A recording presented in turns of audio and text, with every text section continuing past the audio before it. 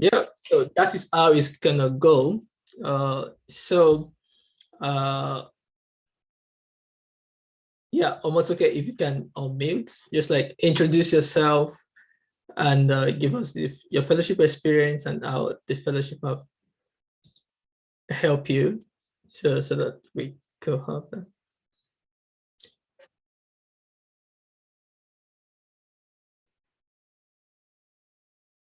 Hello, Omotoke, can you hear me?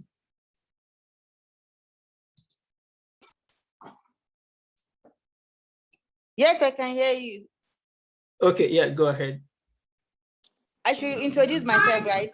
Yeah, so yeah, introduce yourself and how the fellowship have actually helped you.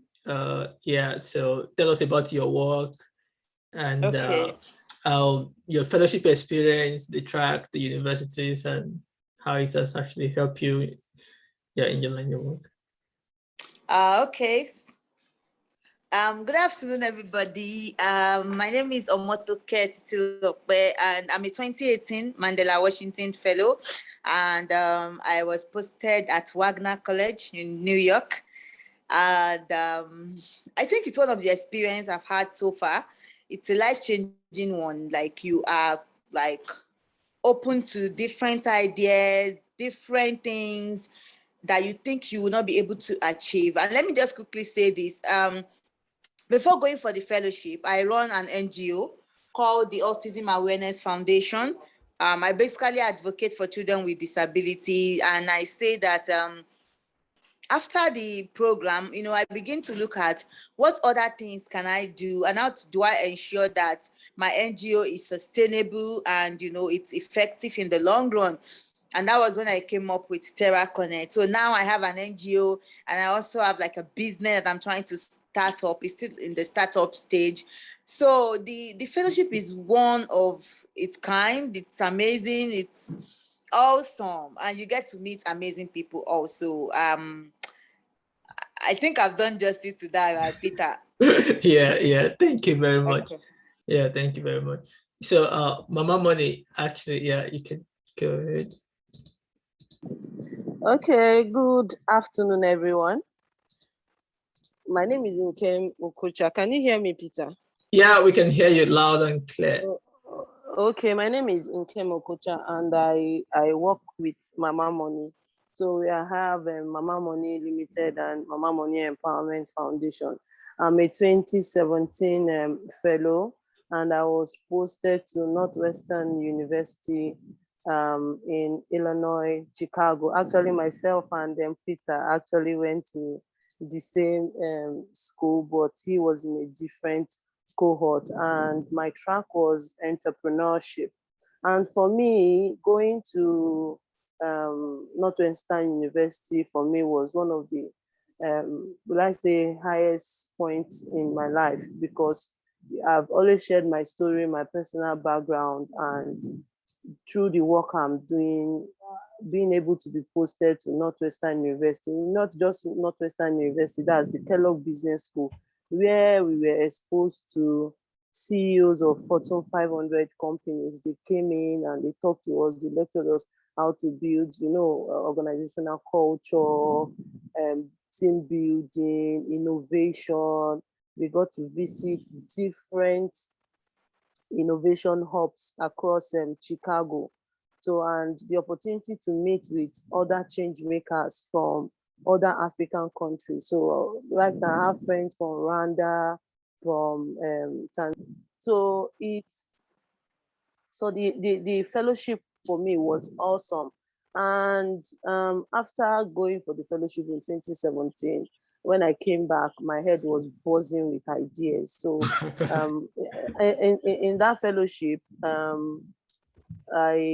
in my cohort, we did like a competition. So I came in third, Mama Money came in third, and we got, I think, about $3,000. We won about $3,000 to add to whatever we were going to build there. Then we wanted to upgrade our platform. So, and like I said, my head was busting, not even buzzing, busting with ideas. When you see societies where things work. You know that if it can be done here, that means it can be replicated anywhere. And I came back. In 2019, I was able to start the first innovation hub for low-income women and girls in Africa. I will say in Africa because what we did was to replicate all the things that we saw over in Chicago. Because in Chicago, we went to different innovation hub, M-Hub, went to Google office. So you would see they created a very good ecosystem for entrepreneurs there. And I wanted the same thing replicated for the demographic of people I work with, that is low-income women and girls. And I came in and we did that innovation center in partnership with Union Bank. And since we came back, it's been up and up for us. So we've gone to do a lot of things. So last month we launched Shisabi. Shisabi is a platform that enables young girls and women across Africa to learn vocational, financial, business skills for free on their mobile phone, wherever they are. So we've done a lot of things, and all these things we did because I had the opportunity to go for the fellowship, and it opened up my mind. So it's a good fellowship that every change maker, every young African should aspire to go for. So that's my personal experience. Thank you, Peter, for this opportunity to share. Yeah, thank you, Mama. I really appreciate. And Toke also, that's really great. So I think what I'll just add before we move ahead to tackling a lot of the questions that people have, and also giving some kind of insight into.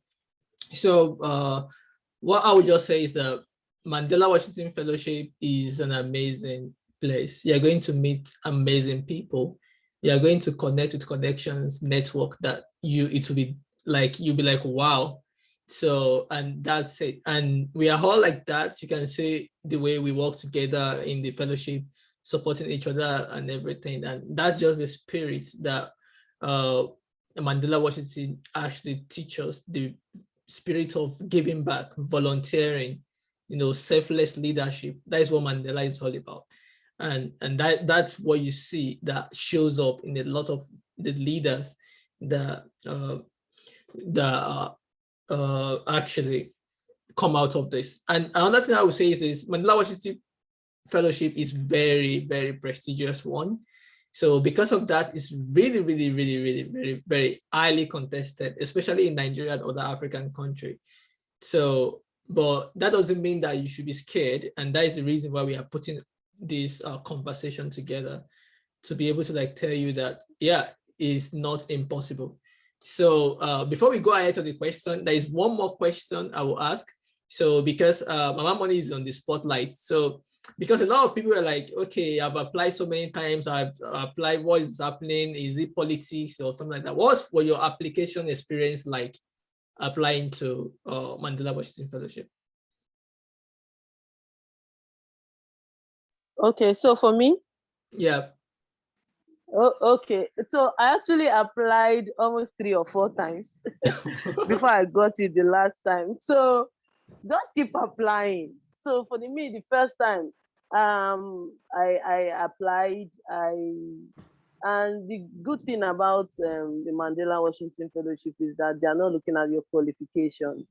What they are after is, okay, are you a young African, and how are you innovating? How are you taking up leadership in your community? So that's what they're actually looking for. So for me, I applied, I think I applied for in 2015, 2015, I didn't even get in. 2016, I got to the interview stage. And me now, after the interview, and one of the interviewers just asked, she said, okay, if you go to America, you go for the fellowship, who is going to take over Mama Money, who is going to be running Mama Money? And I had my team, but because I was kind of scared and everything, I'm like, nobody. I can imagine. You understand? you know, sometimes you are just jittery because you're like, hey, are they going to take me? Are they not going to take me? So that's how I flopped it. I knew that was it for me. So I Yeah. flopped that interview. And when the results came in, I wasn't surprised because I knew I aced all the questions that they asked me. Then I was already even the US consulate, that's the US embassy in Lagos, was already sponsoring some of our trainings. But for Oh, me, yeah, so I was thinking, this is one of even friends, people that knew that, okay, my money is a change maker. She should go in now, my dear.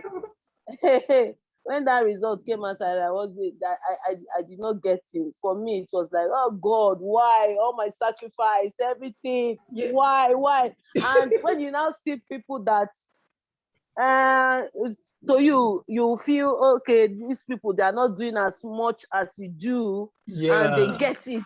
So you start feeling somehow, are they doing partial? Are they, like some people Yeah. are saying, yeah, but don't give up. So you just keep on trying. So in 2017, and you know what, 2017 was that year that I was going to complete, like, after that, what was it called? 2017, I'll be 35 and I won't be able Whoa. to apply again. So I just went in, as in, even when we went for this fellowship, I was already over 35. But Wow. before the Wow. application, Wow. that's in October, because I wasn't 35 then. So that's what helped me. So I just decided that, oh, let me just even try this thing Wow. one last time. And I tried that last time.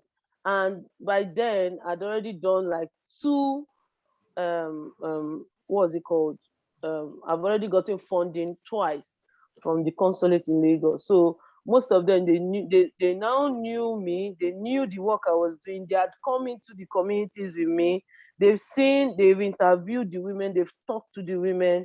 So when I now went for the interview, they're like, oh, this lady, you made it this far. Are you not the lady that we came to? I'm like, yes, it's me, oh, Nami, Mama Money. So, so for me, it was now they're like, oh, we know the work that you do. Oh, thank you for the work that you're doing for Nigerian women. And Yeah. so the interview. So when I saw the faces that um I knew before, I now became a little bit relaxed. Relax. But they still asked me all those, the questions that they will ask you now. Why are you going? Why do you think you should go? Yeah. What are you going to do differently when you come back? All those questions. So I just asked all those questions, but now I was now a little bit more relaxed. I was now more confident. So Yeah. that's my experience. So I actually applied as a 3 to 4 times. The last time, that's my last card. When you're playing a card now, and they say last card. Yeah. So it was just that last card I just played and it just entered. So I'll just tell them, don't give up, Wow. keep applying. They don't eat now. You both people, they know they look face. Yeah. So That's true. it's according to what you bring to the table. That's how Yeah. they'll That's take it. true. That's true. Thank you very much, Mama Money. That was really insightful. So, almost okay. What was your experience like applying for Mandela Fellowship? Okay.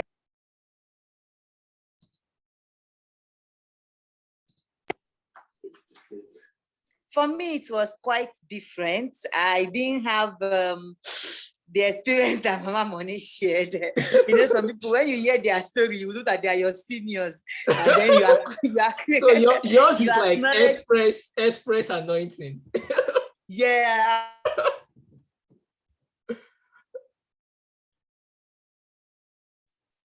So I applied this time and I was selected.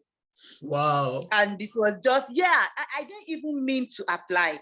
So I have a mentor then that usually review people's application. So she just asked me to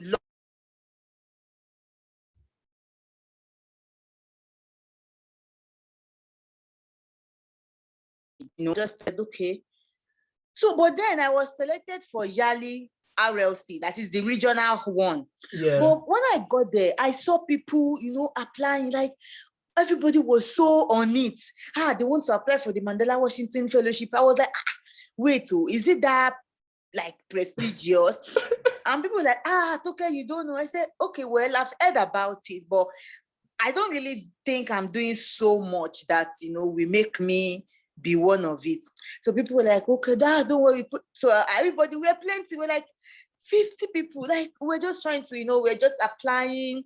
But I think the edge that I have, and that is one thing I've always tell people, is because I work in the disability space, which don't have like lots of people working in that space. I think that was one of the reasons that created the niche for me. So while people were,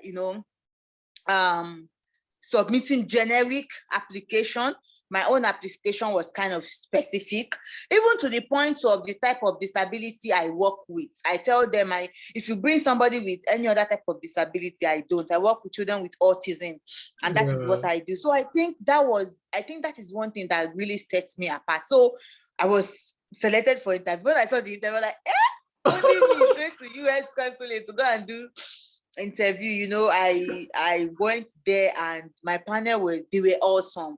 And I applied for the PDE also. It was so amazing. And they were like, do you really? They asked me about 5 questions I will never forget. One of the last questions they asked me was, okay, so when you come back, what do you want to do? And I remember telling them that I want to provide a technological solution for in the disability space. And I'm telling you, it's one of the most amazing experiences that one can ever be in. It was amazing. That's it. And by the time you get your final mail in March, I had to refresh my mail like 3 times. Was it an error? Did something went wrong? I didn't show it's my name that they, it was just, oh my goodness, I don't know, like, it was really amazing. I remember the day I was actually called from the US Embassy. I was like, oh my God, I was screaming on top of my voice, like, what? What was the experience for you? Do you have a call or like an email? Actually, nobody called me. That was the most amazing thing about my own. I got an email and a message. That was it. I got an email and like for the final selection, you were not called. It was an email. Nobody called me. Wow, that's strange. Oh, that's really good. Very thank you for sharing that. So I think the reason why I'm like asking this kind of question is actually to like be able to like give like context to the way Mandela Washington Fellowship is. So there is not actually like a right way or wrong way. And sometimes if you're not selected, it doesn't mean that you are doing something bad. So there are a lot of people till now, they have done so much in this space and they have not been, even so I've seen people that have been embittered because of Mandela Washington Fellowship. They're like, what else do you guys want? Like, I'm recognized everywhere. Some people are like some people have become a national household as a young person, but then they apply for Mandela Washington Fellowship and they are not selected. So for me, actually, I would just say that it's not because you're doing something wrong or because you're not making impact. You understand? So there are a lot of criteria. There are still a lot of things, and time and chance also is another thing, part of it. And another thing I learned also, just like what Toke said, sometimes you can be doing things that like everybody is doing because it's not just like unique enough. They just feel like you're doing this thing, like, yeah, a lot of people are doing it already. And then they want to select a few people in that field because for the fellowship, they are using the they are putting people together that can uniquely work together. So because when you get to the fellowship, to the school you'll be posted to every young people you will meet, you will be amazed at the kind of synergy you guys have. It's so amazing. I don't know how they do it. Like, you guys just like click and complement each other, and that is what they are doing. So that's why you have to hone your own uniqueness as a leader. And the fact that you are not selected yet for a fellowship or international recognition doesn't mean that you are not doing something right. You just need to like love what you're doing. And also, if you're in a space that is crowded, how can you make yourself very unique? You understand? So those are the things that I want us to like start thinking about. And there are some other people that like they are doing amazing things, but they're just like very poor at presenting themselves. Like presenting your story to someone that doesn't know you is very, very, very difficult, because people that are going to like read your application, they are not Nigerians, you know. And the interesting thing about Mandela Washington Fellowship is this: leaders, like young people across Africa, are the ones selecting each other. A lot of people don't know, even I don't know until I get in. So like I've marked people for the last 2 years. I've also applied to mark again for 2022. So and also I know other fellows have this thing. So have it in your mind, like young people like you are the one that are going to read your own application, but maybe in different countries. So how do you tell your story in a way that I'll be like, wow, this is a young person that deserves to be part of this fellowship? So you can be doing amazing things, but you're not like. And another thing is this: what are the part of things we are going to discuss overall? Like presenting yourself, social media, like storytelling, putting yourself out there. If you are working in the public space, entrepreneurship, like it's not a space where you want to shrink. It's a place where you want to inspire, where you want to light yourself. You understand? Where you want to like put yourself out there for people to see, to know what you're doing. You understand? And that is what the space is all about. So right now we have a lot of questions, but before we go ahead, I see some people raise their hands. Before I will give some people opportunity to like raise your hands and ask your question directly, or you can type your question here. So we should give priority for people that are here, because if I read the questions that have been submitted, maybe some of those people are not here now, and it won't be good to do that. So if you have any question right now, raise your hand up, or type it in the chat, and then I'm going to like read them out. So Oladele Damilare, you raise your hand up. So can you ask your question?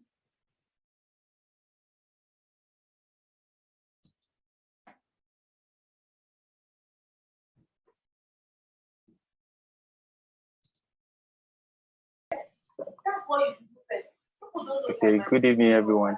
Okay, good afternoon. Good afternoon. Yeah, good afternoon. Can you hear me? Yeah, sure. Yeah. Okay, I've not been really following what the other speakers have been saying because the network is not really good here. Okay. So I got to know about Mandela Fellowship not long ago. And I've not really taken my time to go through the whole process of applying. And listening to everyone talking here has been very amazing. So my own question is, I deal with greenhouse farming and stuff like that, and I don't really know where I can fit into this fellowship. Okay. Okay, that's good. So you're in farming, but you're looking for like where to fit in. So I think yeah. Okay. So I will ask Inkem to quickly answer that question for you. Okay.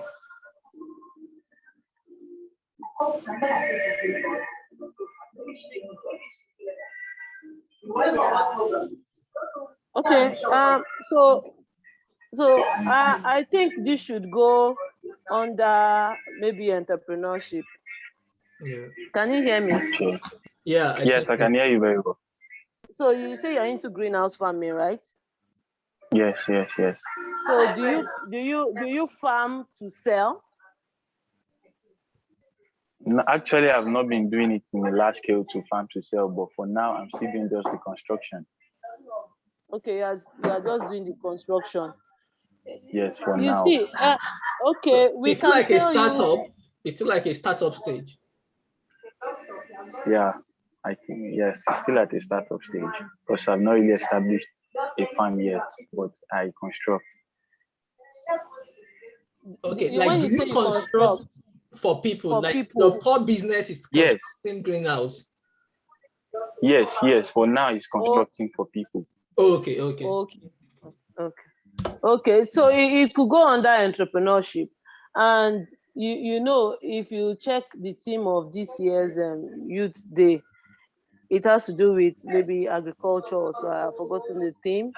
So you could apply under entrepreneurship. And if you say you've been doing it for people, please be truthful. And like Peter shared, Sure. it is young people like you and I that are going to do this. That are going to first profile you and submit to the embassies in different and submit to IRS. So for me, the year I marked, what I would do, if you tell me you are doing something, I will go and check your profile. And if I check your profile, I'm on Facebook, I'm going to Facebook, I'm going to LinkedIn, I'm going to Twitter, I'm going to check for you. And I can't see any footprints, as in I can't see any presence online about you. For me, I would think you are lying, and I will just yank that person off.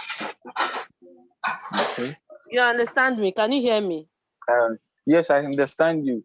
But Eh, sometimes I do use my WhatsApp to upload some of the pictures of my work. Actually, I don't use the Facebook to do that.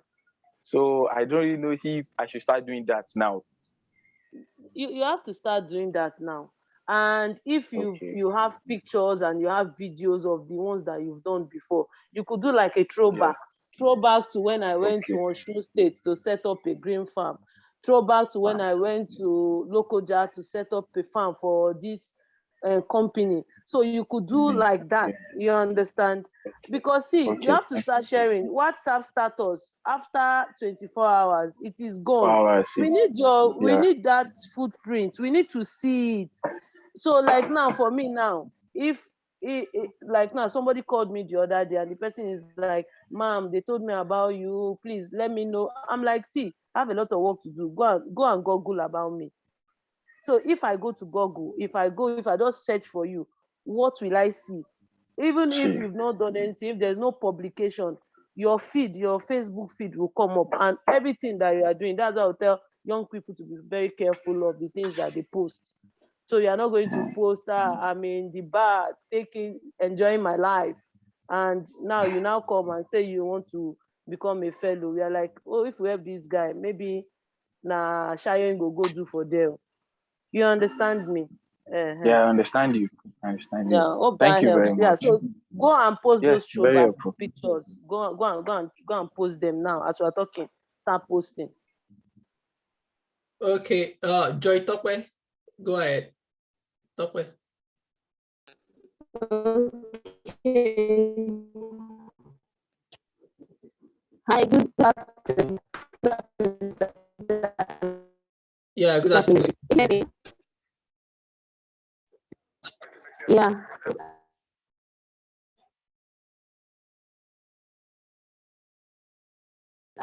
Well, I took it since I've been applying so many things, like agriculture, entrepreneurship, and many more.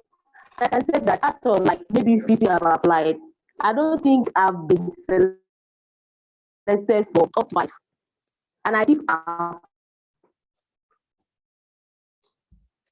Mm.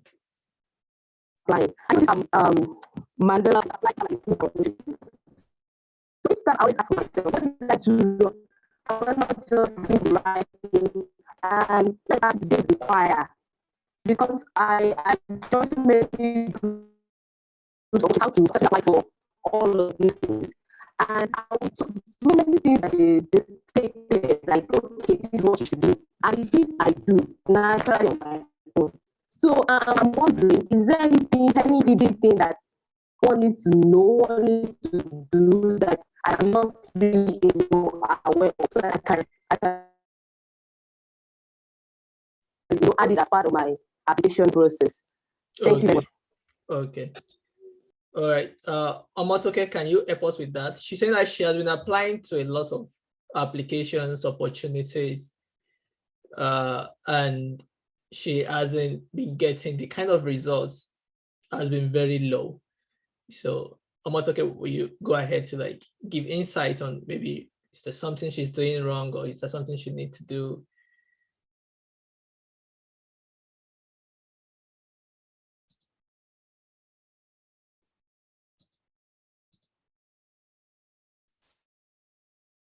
Omatoke, can you hear us?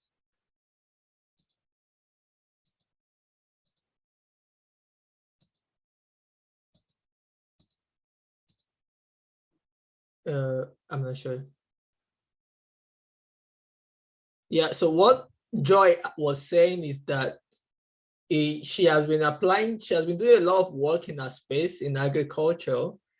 So, but she hasn't been able to, like maybe she applied for like 10 opportunities and maybe like one of them comes true, or maybe none even comes true at all. Like, is there something she could do to better have a chance? So I'm not sure. I think we've lost Omotoke for now. Okay. Oh, she's here actually. Okay. She's here. Omotoke, I think she has joined now. Okay. Yes, I'm here. Okay, yeah, go ahead. Can you get Africa? My network went off for a little bit. Okay, so what Joy has is that she works in agricultural space. So Okay. and she has been, next year she applied for 10 opportunities, sometimes maybe one or none even goes through. And Okay. she has been active, she has been doing an amazing job, but Okay. she's not getting the kind of results and she's getting frustrated. So Okay. what do you advise for her to do to better have a chance here? Okay, thank you for that question, Joy. And let me just quickly say this. I've met a couple of people who work in the agricultural sector, and I say this. Most of the solutions that people that work in the agricultural sector want to provide, we are not there yet as a country, Nigeria. So I've met with a guy who wanted to set up an app that helps them to monitor how cow produce their milk. It's a beautiful idea, but how many of these Fulani farmers have Android phones? I've had somebody who wants to create an app that monitors people that goes to the farm to, I've forgotten the name she called them now. They are more like people that just monitor what the farmers do. And then you said they have to pay for subscriptions. So I'm like, farmers that already have people that comes to take their produce, why would they pay for money to get on your app? So my question is this for you. What innovative idea are you bringing to the agricultural space? Fine, we all agree that food is important. But what other innovative ideas are you bringing into that space? And let me quickly share one of the fellows. His name is Sipasi. He runs Potato Zone. Potato Zone is just a small farms that he runs, but then he has been able to inculcate, some other dynamic way, and to ensure that he's not just doing farming for himself alone. He has trained local women also how to farm. Even sometimes they take it to school and they do sensitization on ensuring that even school students learn how to do their small scale farming. So Joy, don't be frustrated. And I say this again, apart from doing everything that you know how to do, sometimes times and chances just differ. And you don't need to give up. Everybody will not shine at the same time. We'll all shine at different times if you keep at it. Some people, their success stories come way quicker than you can even imagine. And why for some people, you have to be persistent. You have to be consistent. I don't know if I made sense, but seriously, that is just what I think I can say.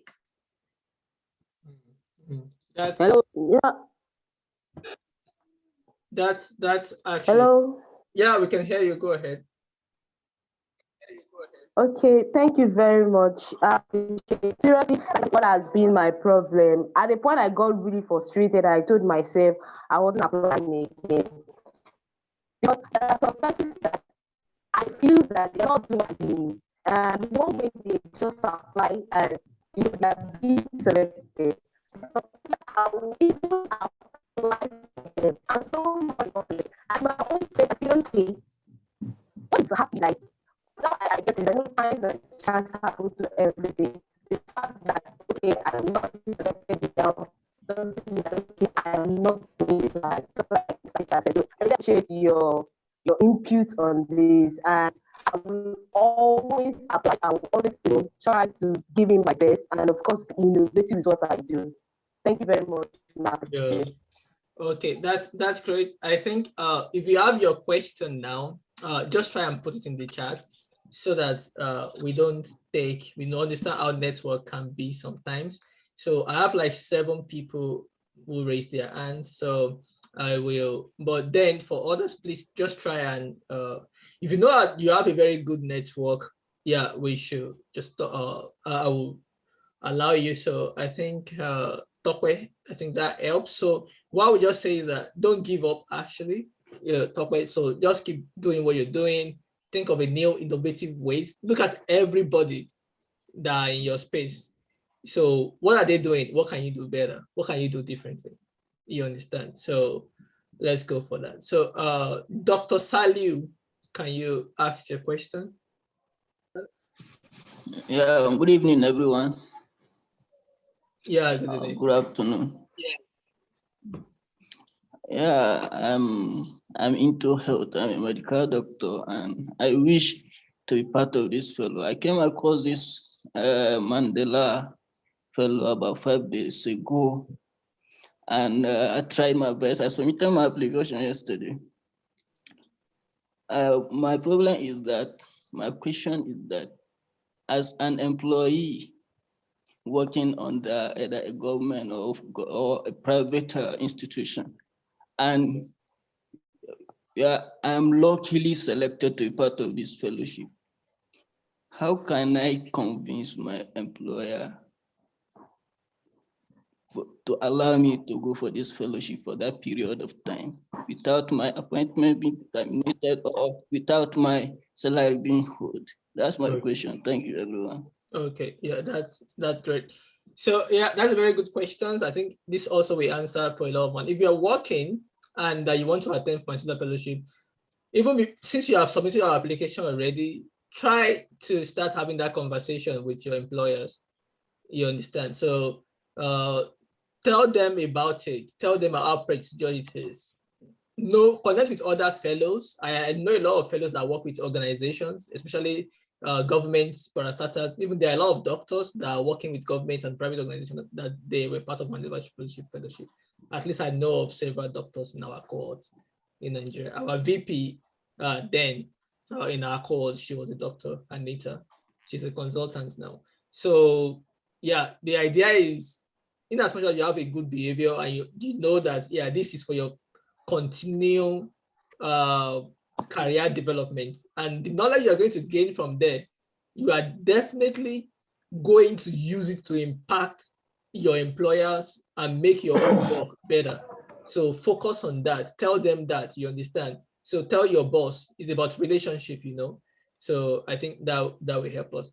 So so quickly, we'll just go to, okay, I think Faith Agbola, you have posted your question. So I think, yeah, let's quickly answer questions from the chat. So the first one is, please, can we submit our application for review before submission? Yeah, that's very straightforward, yes. So if you have not submitted your application yet, don't rush. For me, I don't tell people to like rush and quickly submit applications.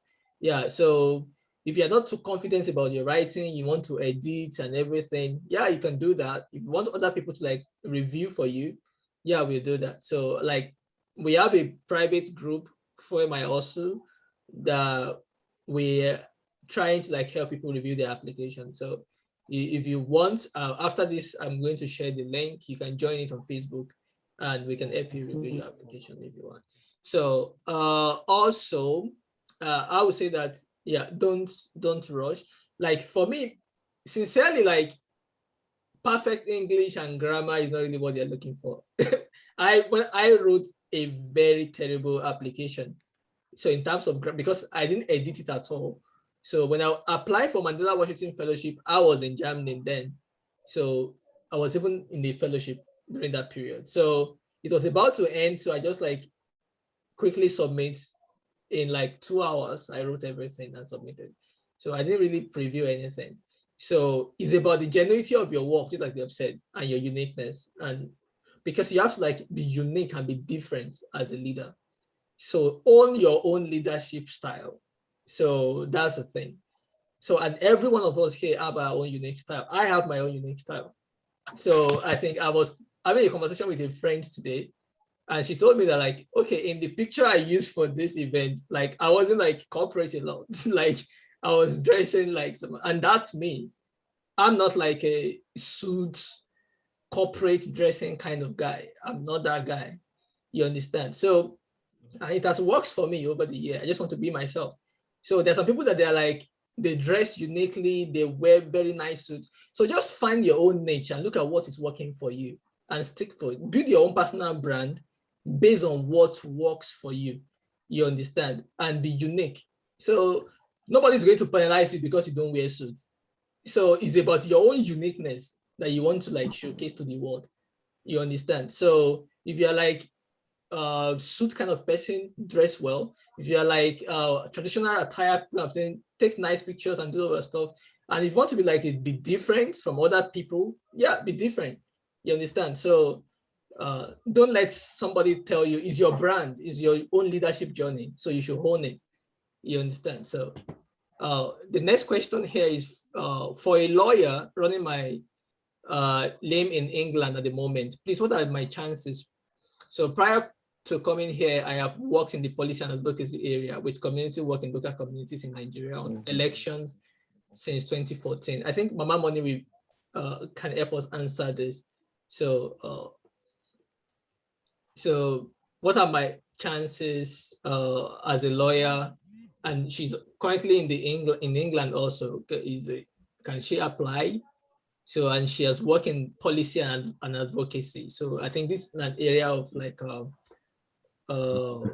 public leadership or something, or yeah. The public sector. So for me, I think for the fellowship, you have to be staying in Africa. You have to be fully resident in Africa. So if you are outside Nigeria, some community of Africa, or maybe you have that track record of working in different communities in Africa, but currently you are not in Africa, I don't think you meet their criteria and their quality. I don't think you meet their criteria. Is that all right, Peter? You have to be in Africa to apply as a fellow. You have to be staying. Yeah, you have to be staying in Africa. Yeah, you have to be you have to be resident in Africa.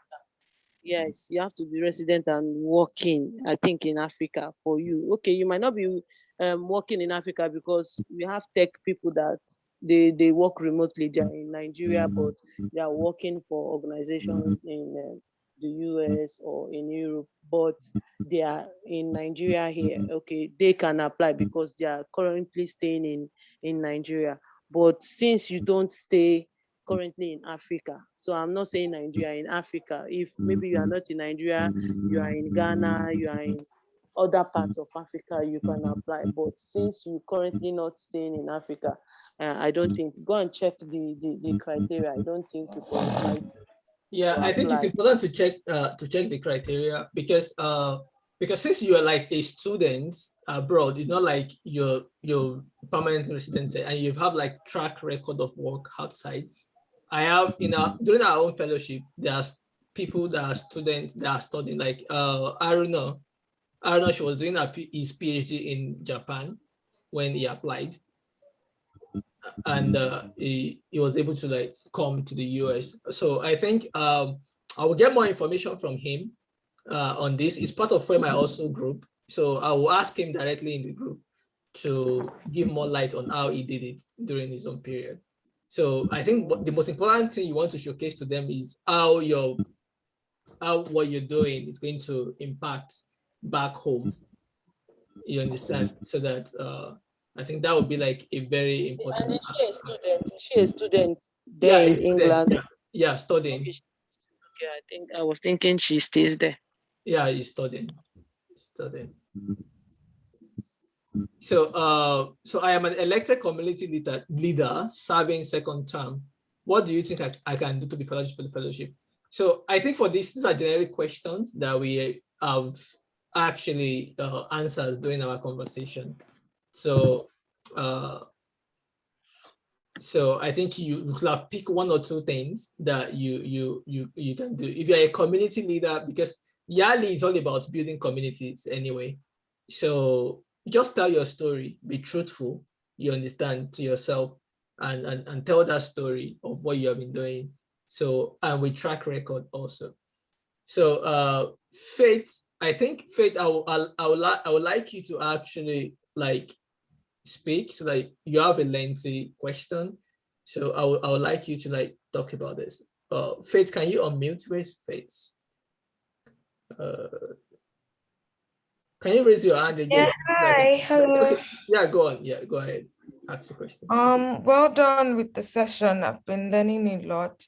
So my question, it's two parts of the question. The first one is, so you talked a lot about like social media presence, having like a lot of things that they can check out. So on my personal accounts, I have like a strong social media presence, but the company, because I'm going to be on the entrepreneurship track, the Okay. company in itself, currently, I took down the website and social media pages because we are rebranding and it's not going to go up till like January. So, but then there are articles about the company online and interviews. So I don't know if I'll have to go and fast track putting the website and social media back on, or the other publications about the work that I do is sufficient. That's the first part of my question. And the second part is similar to what somebody asked. I'm currently in the UK on the traveling scholarship, but I'm returning in January. So I know that obviously it's for people that are passionate about developing their country, but the scholarship I'm on is also like similar. I would have to go back. So it's like a temporary thing. I wanted to know if that would affect me or if there was need for me to mention that in the application or no need. So yeah, those are my questions. All right. That's great. Okay, Toke, can you go ahead and give insight on these questions? And then maybe Mama Money also. I think it's a question for both. Okay. On the first part, let me talk about social media presence on the first part. For me, what I would say is, see, the first thing is this. Your application has to be strong. For me, I did review in 2019, yeah. And if your application is strong, and I read it and I can connect the dots, I won't even bother myself going to your social media page to check anything, because from what you have written, like some people come up with false social media pictures and whatever, and they have it on their listing. So that is not even a good test. But once I connect with what you have written, and let me just say this, when I applied, I've just run my organization for, I think, 8 months or something when I applied, and I didn't have a website. I didn't have basically nothing. So for me, like I said, the stories are always going to be different from one person to another. But the simple truth is this: be truthful to yourself. Mm-hmm. Write your truth, write your story. And we've also spoke about storytelling. The reason why most people have not gotten into this fellowship is because they don't know how to put pieces of what they've done together for it to make sense. You get my point. So what is most important is write a very good application. Say what you've done, talk about your numbers, your impact, talk about what used to be the narrative, how you have been changing the narrative. And then concerning your traveling stuff, I don't know, I think we had quite people who flew. I know I had somebody who came from Japan during our own MWF program. So I don't think that is a problem. So far, you will be in Nigeria by the time the interview will start, because I know that the interview is usually in person. So if you can meet up with that, I think it's fine. Concerning mentioning it, I don't know. I really don't know. If you think it's important that maybe there's something you have done in the UK during this time, maybe you are volunteering for an organization or you've done something and you feel it's worthy for you to note it, of course, go ahead. But if you have not done anything like, or if you just, so I think you can leave it out if you have not really done something that could add up to the application to make it more presentable. So for me, that is just it. Yeah. All right, thank you very much, Amotoke. That's really insightful. So I think there are some questions that have been answered directly from some of these conversations, so I may skip them directly. So I'll just allow Inkem to put insight into these questions a little bit because she is also in like entrepreneurship. So I think she'll be able to like help you more. Okay, so Faith, like Toke has said, so everybody has or have their own style. So for me, to see if you're putting up a strong application, so it might be for you articulating your idea, you understand, articulating what you want to present in your application. So for some people, because we've seen people, you see people go pay people to help them write their application. Me, I want to be able to see if I'm marking you, if I'm marking your script, I want to be able to see.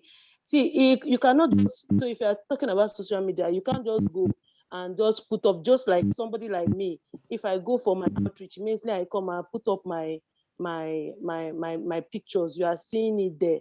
So it's not like I'm doing it one off. Every month you are seeing it there. So I'll be able to track. So for those articles, when I was putting up my own application, for articles that people have written about me, I put it in my application and I got in. So just bring your best foot forward. So if you have outstanding things that you've done, it could be in form of articles that, and you think, okay, you can wrap it in your application, put it there. So for a personal page, you might be posting, but when people come to your page, you're able to see that, okay, this person, okay, maybe like now me, if you go to my bio, you see Nke Mokocha, founder of Mama Money. Even if Mama Money website is not there, but I can go and say, okay, this lady, she says she's the founder of Mama Money, is actually on her page. Let there be like that footprint online. People can actually see. We can check, because see now, I would advise everyone, if you are not, you have to be. Hello, hello, can you hear me? Yeah, we can hear you. Yeah, go ahead. I've muted the person. So you can't be a change maker. You can't be an entrepreneur and you don't have an online presence. For now, it's a no-no. Even with what has happened with COVID, people need to know about you. You understand me? So if you are not doing that, please start doing it now. So if you have this, like I said earlier, if you have outstanding things that you've done, articles that have been written about you. In 2016, was it 2016? I got an award from Ebony Life TV and Wimbies. They did like a 1-minute video for me. And for every application that I send, I put it there. Recently, I just had an opportunity to talk about the work that we are doing. And the channels did a small, short 1 minute or 2 minute video on YouTube for Shisabi. I put it in that application. When the interviewers called, that was the first thing they talked about. Yeah. So bring your best foot forward.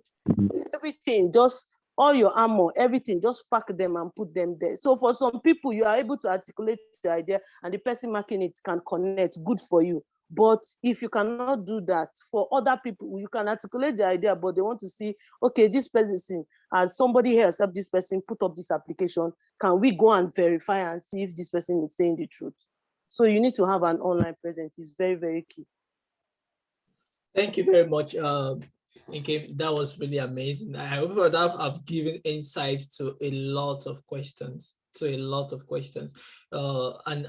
answers also. So I would not like underestimate the importance of personal branding and telling your story. So it's like, this thing just works. It's like sharing your testimony, like when you talk about these things that have happened to you, it's like just like triggered a lot of more people to want to to want to be part of that conversation and part of that community. Like, oh, this thing is happening here. Let's go to that place. And that is how testimonials is. And sometimes we just like play ourselves too little because you are doing so much, but you think, maybe what I'm doing is not worthy enough. And you're like hiding it and shrinking yourself. So that is the least thing you want to do as a leader, as an entrepreneur, really in public space. Look at our politicians and other sectors in Nigeria that understand the importance of publicity. And these are how big it is. So, and this is what is driving it. Politicians in Nigeria know important of publicity. Even our religion sector, look at the massive publication they do for their work, and it's working, it's selling. So if us as change makers, we can like blow our own trumpet, please, who is going to do it? So I think that is one important thing about that. So write, communicate, network with people, reach out, you to create events, share your own ideas also, you understand, and give back to the community, just like other fellows are doing. Because the idea is this, most of the fellows, they want to see that, okay, when you come back from Mandela Fellowship, because we have how many thousand people that, how many 700 leaders are going to be selected. In Nigeria alone, during my own fellowship, we have 11,000 applications. So now, yeah, they're going to spend a lot of money on each fellows, but then they can't select everyone. But what is that one thing that will stand you out to like, okay, pick this person and invest $50,000 on him or her, and then that person will be able to go back and spread that money into his community and do more impact. So, and that is exactly what you should have at the back of your mind. So what is that one thing you want to do, that you want to say? Another thing is that, how does your idea in your community scale out of your current, because technology is Africa. If you can work in your community, can you work with Nigeria, other leaders across the country, the state, and other leaders across the nation, and then other leaders across West Africa, and then other leaders across South Africa, East Africa, and Central Africa, because those are sub-Saharan Africans. So you have to be able to pitch the ideas of how you can collaborate, how you can work with them, you understand? And all of these things are going to be in each of those applications. So before we round off, because we have like 1 hour now, and then because I also want to go through the application process for those that don't have the idea at all. So the eligibility and everything, then we can go ahead to move questions. But before we do that, I just want to like see other questions that we have here that unique.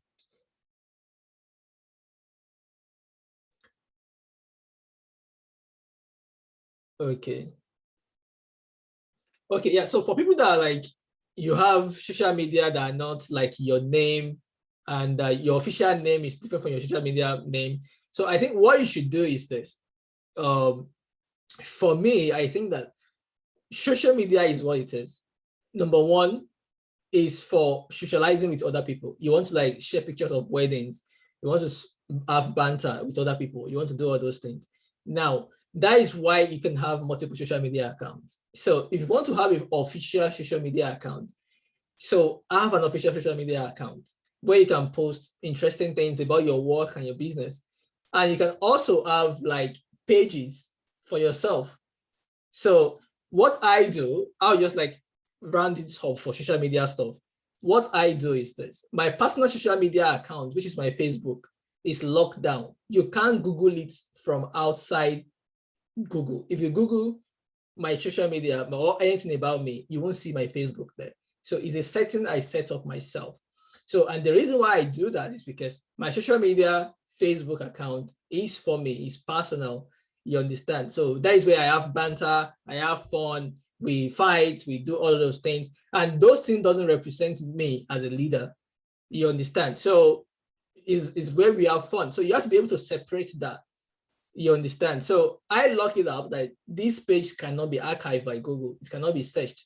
If you are not my friend, you can't see it outside. You understand? So just my friend and people I want in my circle. So then I then have professional page where I do professional stuff. I have a Facebook page for my professional thing. Then I have my LinkedIn, Instagram, and Twitter. They are strictly professional. You understand? So, and that is how you should do. Just today, go to social media, clean them up. If you need to have a separate page for your work and everything. After, if you have a social media where you have fun with your friends and family, parties, stuff like that, lock it down. You understand? Restrict it from outside world, and so that it's only people that you want to see that can see it. Go to your Facebook settings, you can see all that there. You understand? So, and that will work for you. So, all right. I work in private health insurance firm where directly related with the state health insurance scheme. Can I apply based on this experience via the public? Yeah, definitely you can apply. I'm a tech professional. I just started up a business in tech and I don't have much traction. Do I have a better chance? Definitely. So the fellowship is not just for established business. They are startups. You understand? Entrepreneurs have different levels. So you don't have to be there. You understand? There's some people that when I apply with Mbele, when I just started then, I was even like at the beginning, but Mbele I've taken up a little bit. You understand? It's different from Mama Money. Mama Money, I've had a lot of experience in business even before I started Mbele. I've known Mama Money for a long time. You understand? So every one of us are in different level of our journey. So don't be afraid to start. And I didn't apply like 2-3 times. I just once and I get in. So you shouldn't be afraid to apply with your ideas. They want new ideas sometimes also. Okay, Zion. So Zion, can you ask your question? Yeah, definitely.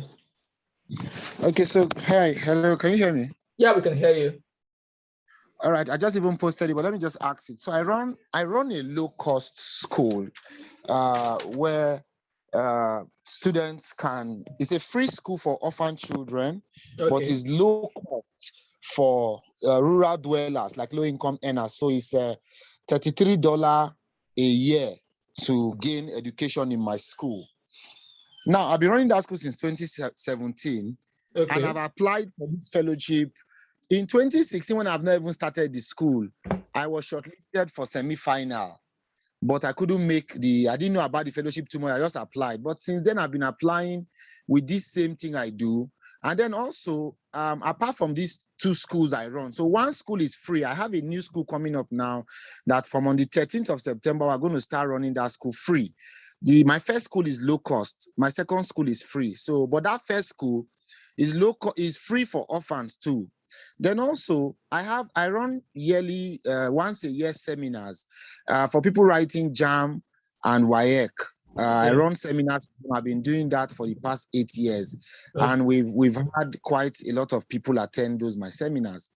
You know, also I present a program on radio for students where I do child advocacy and all that. My question now is it that I'm not able to show or tell this thing very well, or is it that the track I'm applying to, I do just basically what Slum to School do but on a lower scale, and the difference is that to school, the difference between me and them is that I own the schools. They don't own any schools, you know. So in this my new community, I'm putting the second school now, is the first free private school there. And I'll be 35 next year. You know, my question now is, this is almost my last chance at applying, and I've been applying. Although I've won on Elimelu and some other few things, but I really want to get this. So I don't know how you can either respond to what I've said on how to put my best foot forward, or what is it the track that I always apply under civic leadership. Now, is it the track that is the problem? Is it me that is the problem? Is it I'm not showing the things well? I don't really know where I'm getting this thing wrong, because I think what I'm doing is in line. I've seen people that, you know, got this fellowship and they are not doing as much. I like your question, Zion. So I would like Mama Money to go in to give a good, I know she's the best person that can advise you here. And also I would like Toke Otto to give his own advice. So Mama Money, can you please, I know this is like, I think it's something we have talked about right now, but I think it's good to iterate because it will help a lot of people here also. Yeah. Okay, Zion, welcome. Well done. I know you now. So we are both TEF fellows. So you know you've talked about different things. So only knows, are you able to articulate all these things that you are talking about in your application? So it's not giving them too many things that you are doing. So for me, I do, everybody knows when they say, okay, Mama Money, what's your focus? My focus is empowering low-income women. So how do you do it? I do it through maybe skills development and access to finance. So skills development, how do you now do it? I go into communities to reach out to them, to talk to them, to teach them free skills. Then for the access to finance, how do you do it? I for the women that we've trained, they are able to request for funding. So, but I first started from, my main goal is to empower low-income women. So when you are putting up your application, don't start telling them that you are doing radio show, you are doing, they'll just be like, okay, maybe what is this person focus? So you have to focus on one thing. If is you are bringing low-cost education for urban slum dwellers, or rural and urban slum dwellers, low-cost education. So we'll now say, okay, am I going under entrepreneurship? Okay, if I'm going under entrepreneurship, I'm looking at how do I scale this up? Who has done this in the US? Who has done this in East Africa? You understand? So that you should be able to articulate your idea. So all this you are doing jam should come under, maybe you are volunteering, put it under volunteering. Maybe you put it, I think you have spaces. I've not gone through the present application questions, because I know in our time we had space that they put for maybe volunteering activities. So all these, the one that I talked about, radio show, could go under your volunteering activities. Then so you should be able to separate it. So if you are telling them that you are bringing one school is free, one school is this, it's low cost education for rural and urban slum community dwellers.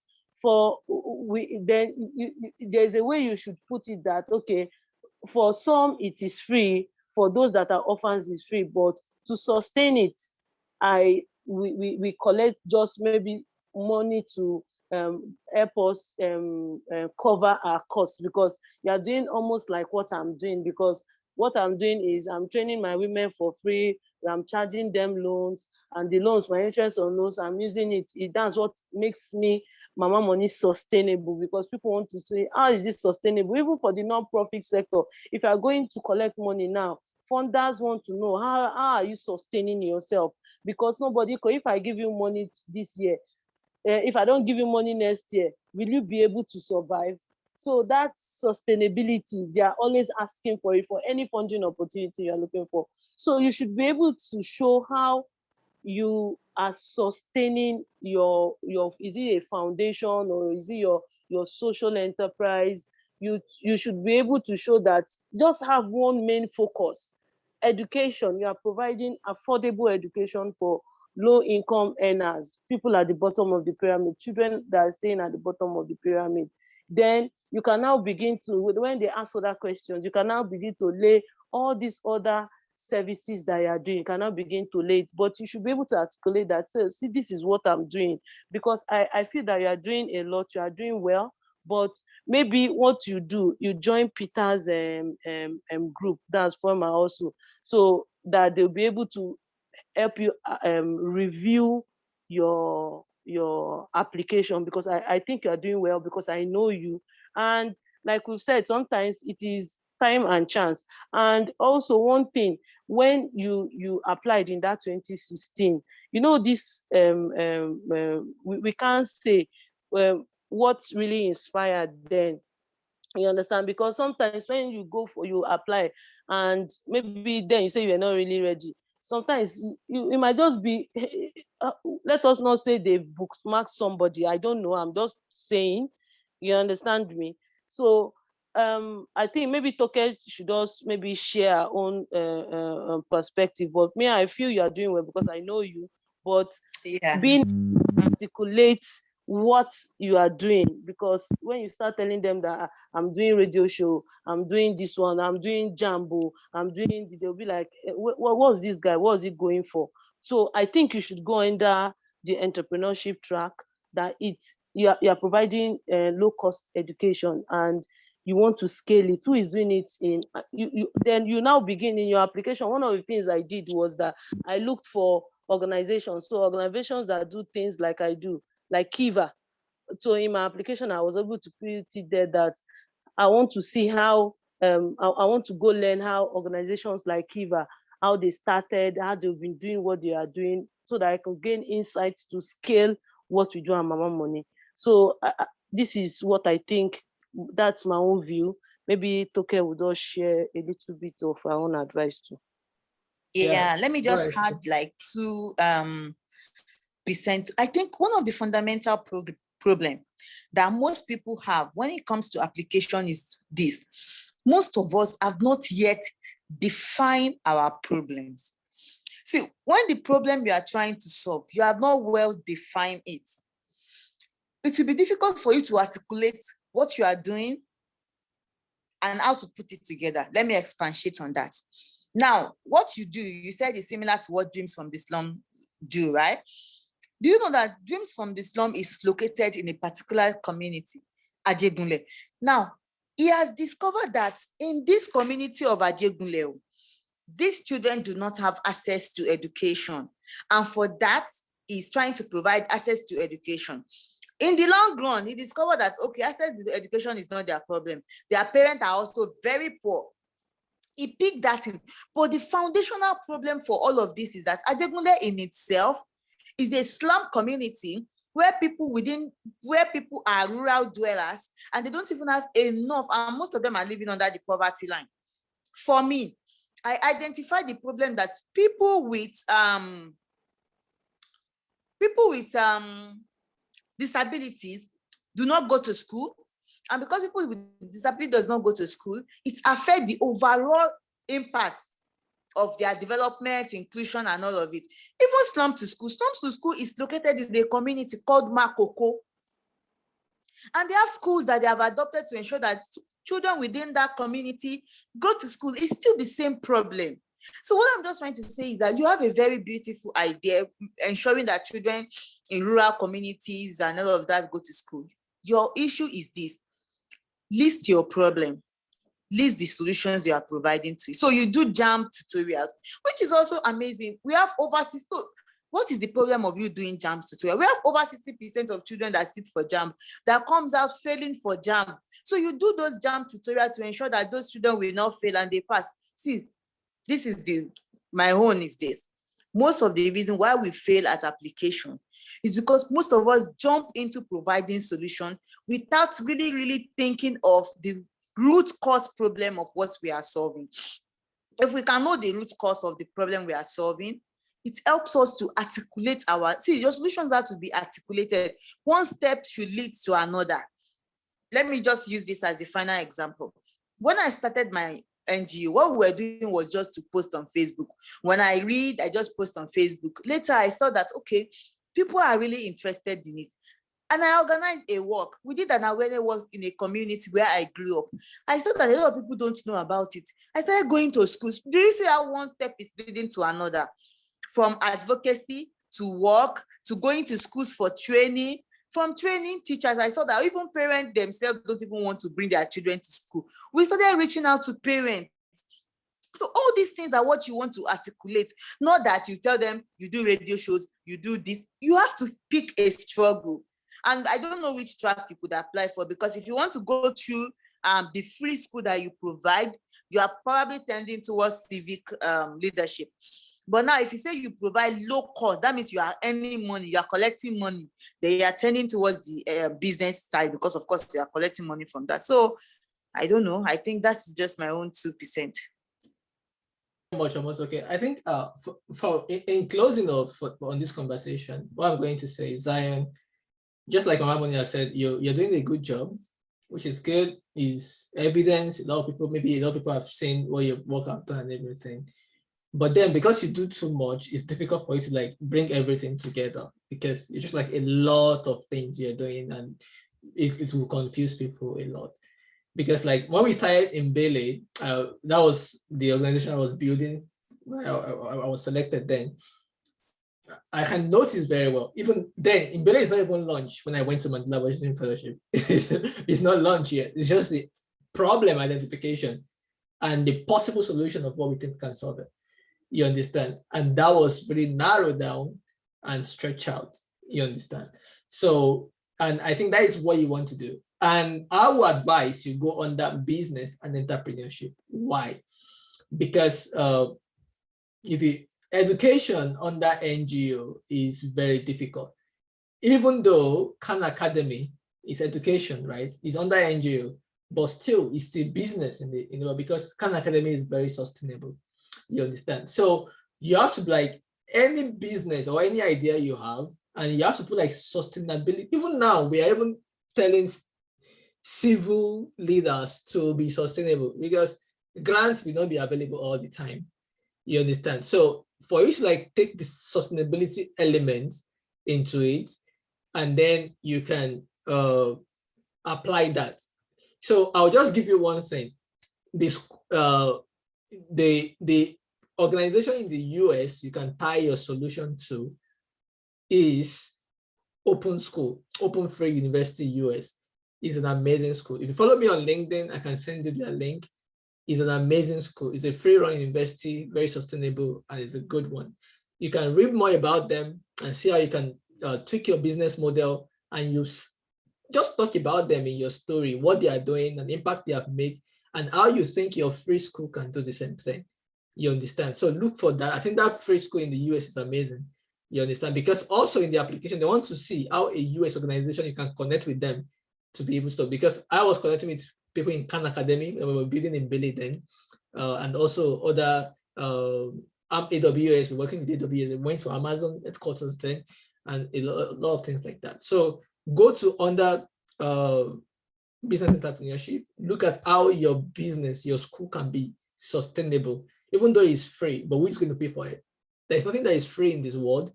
But even if it is free, there are people paying for it. So how do you pay for it? How do you make it sustainable? How can you add that business? And every other thing you are doing right now, just like Mama Money said, put them under volunteering, an additional requirement to your work to give you a very strong application. You understand? And focus on that your school as an entrepreneur stuff. That is SDG 4, which is really good. So I think that answer your question. That's good. Okay, so all right, so I think, yeah, you're most welcome.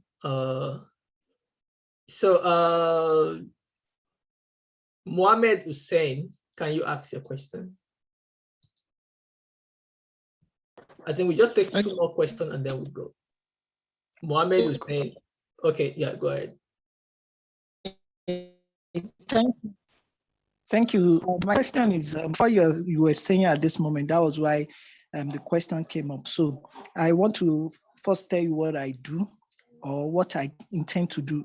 So the question is, can I apply through an idea? Like you identify a solution, you identify a problem, then there's a sort of solution that you think can work for that particular problem because it has been tested in maybe in other countries. So this is it. In 2018,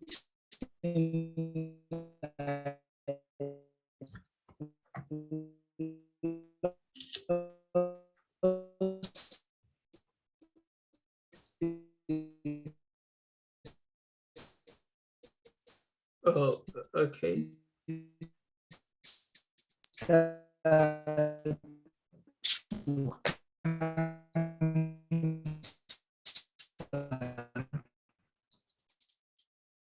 So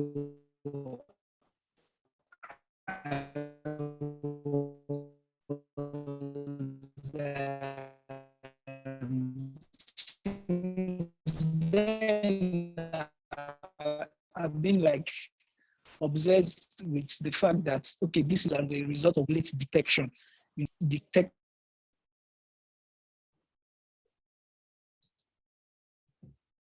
Okay, I think we get that. Yeah, I think we get that question. It's okay, like let me just explain. Sorry, the solution now is like in Liberia, there's something they call community health worker models. So like people they use a particular person that is famous in the neighborhood to try and consult, like a sort of a physician consult for people. Then that person connects them with a doctor, then to just make sure that the health system improves. So the question is like, can I use an idea to apply? Okay. Yeah, that's good. I think we get you already. Yeah, thank you for that. So you can mute now. So let's Shino Fashakin, can you ask your question and then we answer both of them together? And then I think we can go to the next section. Hello, good afternoon. Good evening, afternoon. everyone. Yep. Yeah. So please, a quick one. So I recently started a company around January. So training was we have a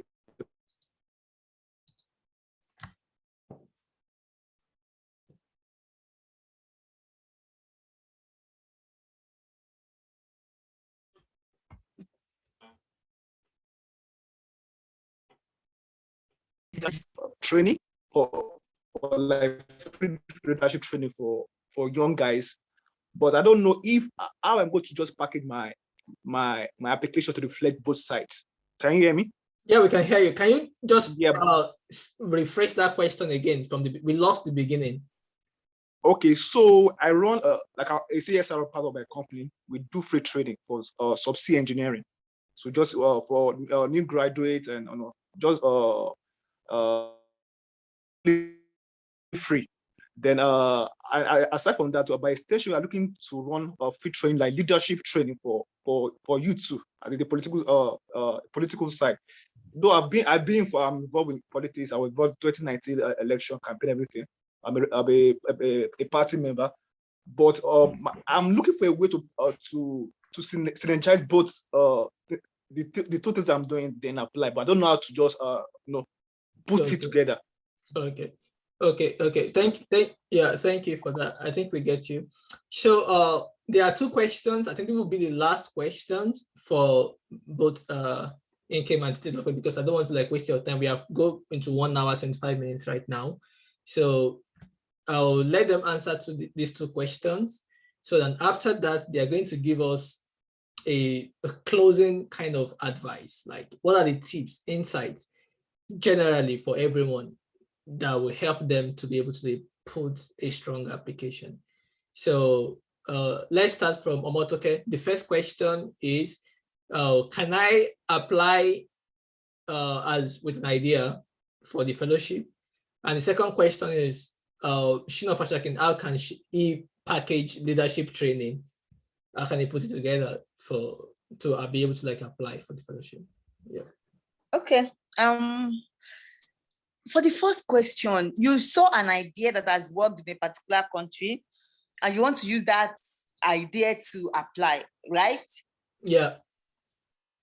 I Yes. don't know. I don't know if that is acceptable because it's actually not your idea. And you've not even test run it in Nigeria. You don't have, so where are your track records? When you talk about impact, what are the challenges? So how do you answer those questions that will be asked? I don't know. Except if you belong to one of the teams that are of people operating the program where it was, because if not, that means you don't even understand. You've not even, I don't know. You've not done it. How sure are you that it will work in Nigeria? I don't think, for me, I don't know, I'm not the reviewer, but for me, if I see that you are just picking up someone, it's just like picking up somebody's idea to apply. You've not done it. You've not test run it. You've not even do your research. What's your research on it? Which community are you adopting? What challenges are you facing? How many people have you impacted? Those are the questions you will be asked. How do you want to answer those questions? What I will say for you is this. You must not necessarily be the founder of the idea. You might see the idea somewhere and you see that it has worked. Why don't you take your time between now and next year and try to implement the idea and see if it will work for Nigeria also? You understand? And then by next year, you have something very good to put forward for your application.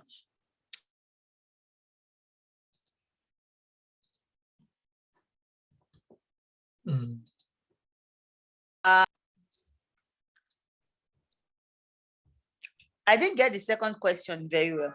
So the second question is into, he has this leadership training that his organization does. So how can he actually put it together to really put a strong application with that program they are doing? So he has a company, but they have like a CSR. So they okay, provide leadership training for youth. Yeah. Okay. So the idea is this: you have an idea, you're already doing something in terms of leadership, then you have CSR. Like I used to say, the major thing is this: why did you go into that leadership program? Is there a particular problem that you noticed and your leadership program is working to achieve something on that? You understand? Of course, we have people who have been selected based on that. Do you charge a particular amount of money for it so it can work under the business and entrepreneurship track or under the civic leadership track? You know, sometimes if we don't really have the whole idea of what you do, it might be very difficult to just advise based on the few information that you have given. And I say the best thing is as many people that can write their application on time, always give it to somebody to review for you, because by then the full idea of what you want to apply for and how you want to go about it is there, and based on that, one can now provide specific guidance to help you. There's nothing you cannot apply with. Even if you are selling chin chin and granuts, you can apply with it. If you're even selling bolly on the streets, you can apply with it. The major thing is, how is it impacting life? Do you have a story of why you are selling bolly? Are you using the bolly you are selling to send children that are orphans to school? That are stories that people want to hear and they want to connect with. So anything can work based on what you're doing, the impact you're making, and how you can tell your stories. Yeah, so that's good. So Mama Money, actually, I think that question has been a little bit answered. So what I want Mama Money to actually tackle is a question in the chat that people ask. Ogozi John, sorry, we missed out your question, but I think it's a very important question that will help people. So he applied in 2016, 2017, and he got to the interview stage, but he wasn't able to scale through. So he was thinking maybe he was 25 at that time, below 25. So he thought maybe it's because he was too young. So he was now asking, if you are selected for a semi-finalist, how do you show up? How do you scale the interview? I think it's something that we have not had. We have been talking a lot about the interview and the initial application, which is good. That's the first stage. But I know that a lot of people here that will pass through that first stage, and we may not be able to have this conversation again. So because of time, but let's just give general advice for people showing up at the semi-final interview. What should they expect? How should they prepare? Mama Money. Okay, let me quickly touch on those first two questions. For that guy that said he has seen this idea outside and he wants to replicate it, one thing that he needs to know that even we have fellows that are not founders of the organization. They are not even working in that organization. They just volunteered with a particular organization and they were able to articulate their application and tell their stories, and they are Mandela Washington Fellows. So if you don't have that money, because all these things they are talking about will involve money, might involve your time, expertise, and you don't have that, start with volunteering. So people have actually gone for the fellowship because they were volunteers of another organization, not even the organization that they are working with. So that's that for that. Then the other guy, he said their company, they do leadership training, CSR.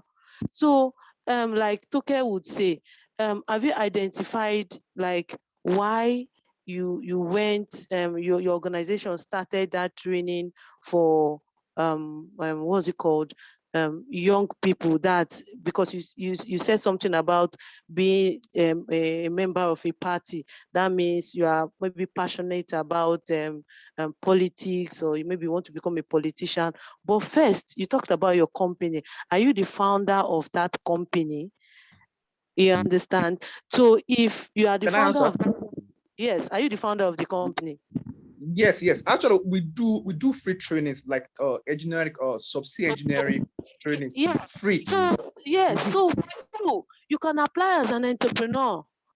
Then that's when we now talk about okay, if you are applying as going for the entrepreneurship track, they will ask you, why did you choose this track? You could tell us the reason why you start. Don't start telling us now why you chose that particular sector to go into. And during the course of your starting that business, because I know one thing that you would have identified is that we have young people that don't have skill sets. Their skill sets in this area that you're talking about are not very strong, or you don't even have many, and you are trying to bring them into that sector. So articulate all these things into your application. Go for I think you should go for the entrepreneurship track, because then people can go see your organization. Then what have you done? Because we talk about community service. What have you done? Okay, my organization, this is what I do, but we have now gone ahead to start empowering young people to become engineers. Another thing that we do is we are empowering young people to become better leaders. You should be able to look for a way to also, I think you should join Peter's group former also when you do your application, so that they can do it on time, so that they can also help you review it, so that you articulate everything in your application. I think you will get it. Because when it comes to engineering, we don't have a lot of people. Because I was talking to somebody yesterday.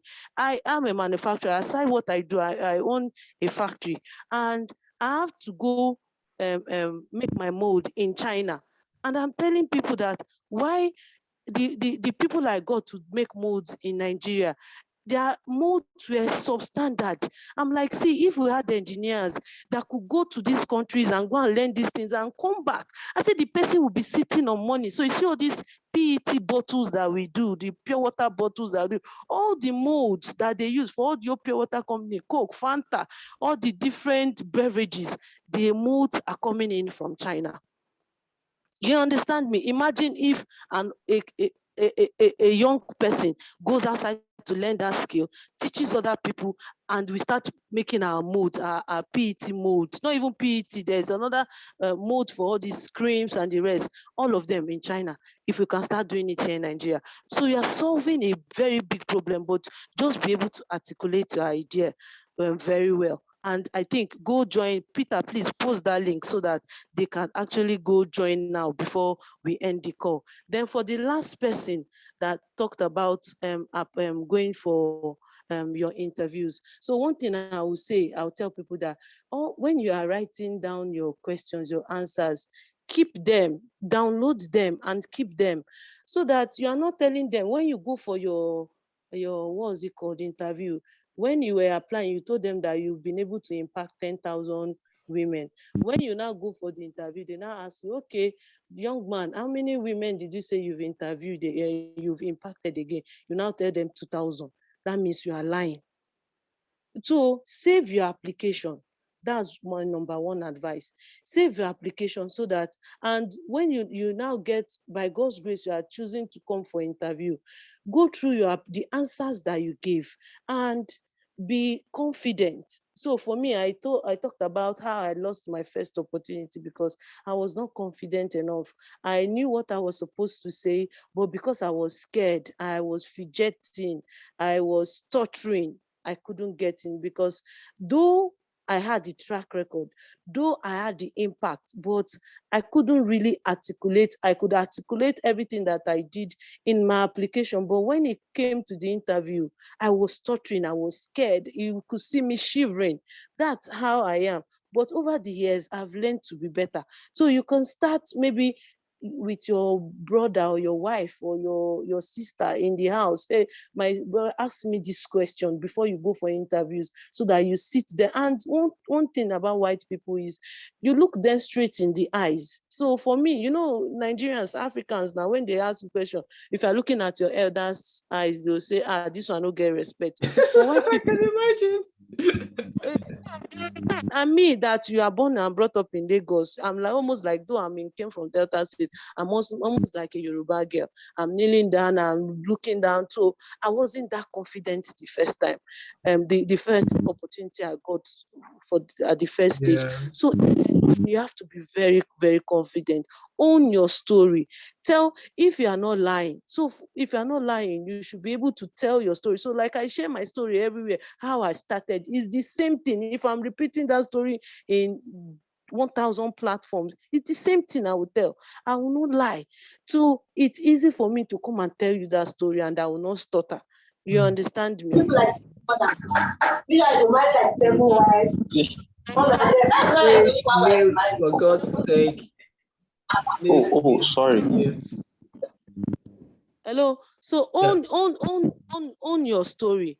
Own your story. Be confident. Look them when they ask you questions. Look them and dress properly. Dress properly. You understand me? So that's my own advice. Yeah, thank you very much, Mama Money. That's amazing. So the thing is that I think I'll add one thing to before we go. I think I'm going to allow Amaka to ask a question because we don't have many women asking questions, and sometimes I don't feel comfortable when women are not asking questions. So I feel like maybe we are doing something wrong. So I want a space where women speak up a lot. That's why we have two women as part of the panel. So it's just because one more women to talk, and that's what I stand for. So please don't be scared to talk. Look at what Mama Money just said now. Speaking up is very important. So even though we have a society where they try to suppress us sometimes, suppress women's voice and these things, not speaking up is not a sign of humility. so this thing, we can still disrespect people and not talk, So let's learn to speak up, own yourself and be confident in yourself. You are doing amazing things. So yeah. So before I will allow Amaka to ask a question, I just want to add to the interview stage. I told you before, I'm not like a suit kind of guy. So, but when I was going for Mandela Washington Fellowship, I have this nice jacket, like a friend, one of my family friend make for me is really cool. And it's like blue. I dressed like a brand for Mandela Washington Fellowship. So when I entered, they were like, oh, this guy is a fellow already. And it's a very nice jacket and everything. And after that interview, I threw that jacket away. So what I'm just trying to say is this, you dress for occasion, you understand?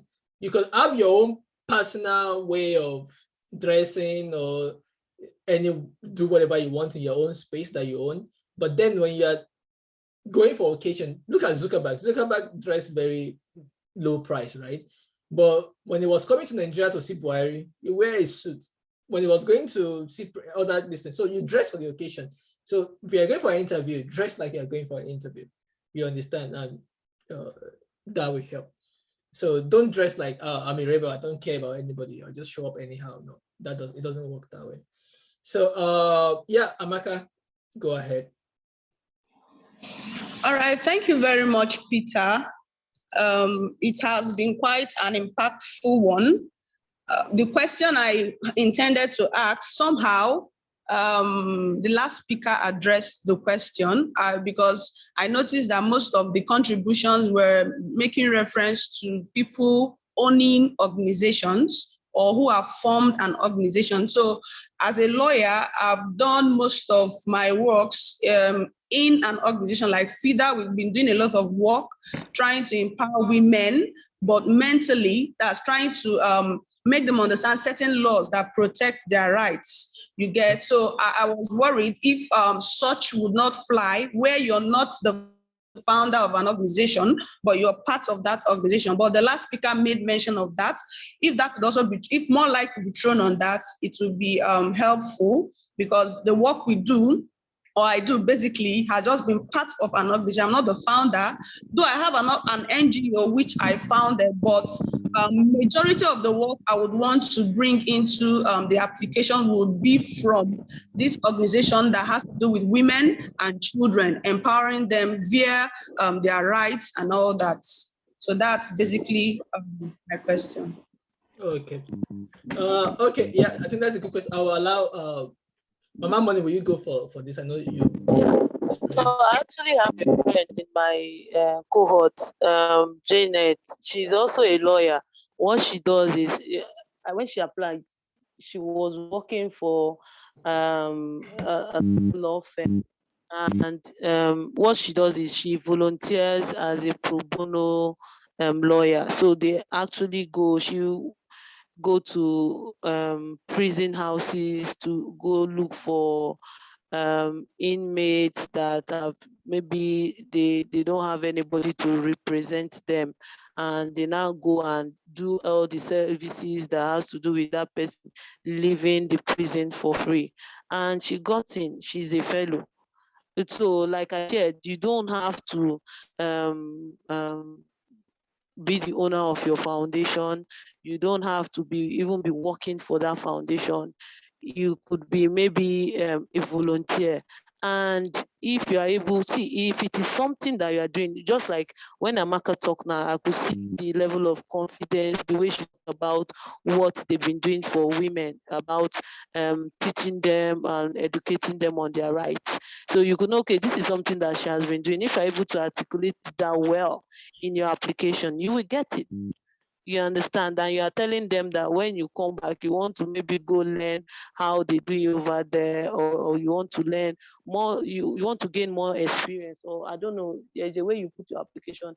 And when you come back, the major thing is you are going there to learn, and you are coming to implement all what you've learned in the US back in your community. How are you going to, how is what you learn going to impact Nigeria or impact your local community when you come back? So I think you can apply. And if you're able to craft and tell your stories well, you will get it. Yeah, thank you very much for that. Omatoke, do you have like any kind of advice you want to like put into that? Not really. Not really. Okay.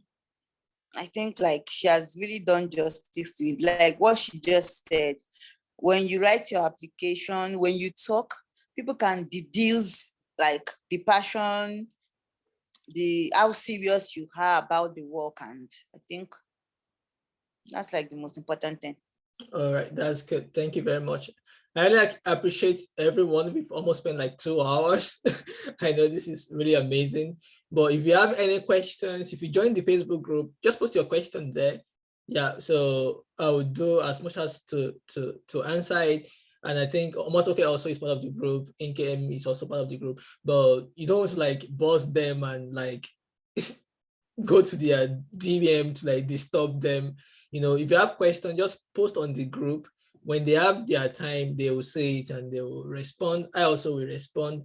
You understand? So, and that is one thing about mentorship and trying to get people for help. So we have to like do it in a very smart way. So don't do it like they hold you something and you have to like force it their throats. You understand? So follow them on the social media platform, drop them a message. If they have not applied to you in 1 or 2 days, just like do a gentle reminder. So in understanding that they also are like very busy people, you understand? So I think lastly, what I'm going to say is that to buttress what Nkem said about working for people. When I was building my own organization in Bele, I was actually working as I started working for Yaga, is a youth organization. First, I joined them as a consultant, and then I joined them fully. So I was part of the team that worked on the Not Young to Run campaign. So that become to the global thing and UN envoy pick it up. You understand? So that was just like a side thing to because I didn't even apply because of what I did at Not Young to Run. So I was just part of that team and my impact and what I've done there. So, but I apply with my own organization that I was building on the side. You understand? But then because they can just be able to relate, like, okay, this person have track record, he has do different things, you know. So, and that is the idea. So all your volunteering work or your work in your office, you can even use your own. The last colleague that was selected in this one that just finished, she actually was a colleague in Yaga also. You understand? So I've been talking to her to apply and advise her and everything, and she got in. You understand? So using her work at Yaga, even she doesn't have any organization of herself. So those are the things. So just like own your story, no matter what angle it is. You understand? So just be true to yourself. And if you're not selected, don't think as if it's a failure. Try again. And there are so many other opportunities also. In FOIMA also, we share opportunities and a lot of things that we help young people to succeed. So just keep doing it, just keep showing up. And we have conversations like this all the time. So I will share some other resources where Nkem have shared a lot about funding, social entrepreneurship. So, and we're still going to be having more of this conversation in the future. So just like stay tuned. So to wrap this up, I want like Omotoke to like give your final insights and tips to for everyone. Yeah, thank you. Okay. My final insight has always been the same thing. A lot of people are doing a lot of amazing things. You need to let the reader know how you stand out. A lot of people are doing things that are mind-blowing. So if you're applying, you want to let them know the impact of your work, the problem you're solving, how it is important that you get this network. You want them to know that you're not just going to the US because it's the United States of America, but because you know that whatever valuable lessons you learn there, you'll find a way to localize it in your country and you will make it work. But the first thing that will first get you that opportunity is the application you submit. So find your niche. Find your niche. That is the final thing I'm going to say. I've seen people who are doing amazing things, and I'm like, why haven't you gotten into this fellowship? What is really happening? But then by the time I probably meet the application, I'm like, I think you should have put this and this and not this and this. So and the truth of the matter is we cannot all be Mandela Washington Fellowship. I'm not a killjoy, but we should also bear that at the back of our mind. But then consistency, persistency. You have to be consistent and you have to be persistent. So I've had people who have applied for this 3-4 times. They didn't give up. So do not give up. Continue to get better and better until you achieve it. And I wish you all best of God. Yeah, thank you very much. That was top notch. We really appreciate you. Mama Money. Okay, so my final advice would be just apply. You understand? So sometimes you think, what I've done, is it worth sharing? Do you think if I apply, they will take me? Just apply. You don't just know. You don't just know. So apply, and when you are writing your application, all this advice and tips that we've given, just put it into your application. And don't forget to join the FOIMA also group that we've posted in the chat section. Own your story, like we've said. Share your story. Don't lie. Don't lie. Don't lie. If you have things that you've done in the past that, okay, you think will help your application become stronger, impute it. So when they ask you questions, look for a way to put in that link there. If you join the call early, you see where I shared how I'm able to put all these small links of things that are done. I put it in my application. Find a way to impute them there. And if you don't have an online presence, please, if you do amazing work, it just like I tell my team, if you're doing well, you are doing something, and you are not sharing it online, it's like you are in a dark room winking in the dark. Nobody will see you, but you are shouting, I'm doing this amazing work, or why are they not seeing me? But nobody can see you because everywhere is dark and you're winking. Nobody can see you. So you have to have now, if it's so, me, I used to be a chronic introvert. When I tell you chronic introvert, I can say, imagine this Corona period is like a very good period for me. as an introvert, because like, we don't have to go out. Hey, if you don't know how happy I am that I don't have to go for all those meetings that we go for with Zoom, I'm good. You understand? But when I started as a social entrepreneur, when I started attending on the training, I knew that, see, you can't remain in your zone. You have to come outside and start talking. When you start posting, some of your friends will tell you that you're posting too much. See, everybody own your style. I'm a social worker, I'm a change agent. If I don't share the kind of work that I do, if I don't tell you I'm going into this community, how will you know? How will you know that this lady is doing this amazing work? So when you start posting, some friends might start telling you that, why are you posting? No, you have to post. Even as a business person, you should post it.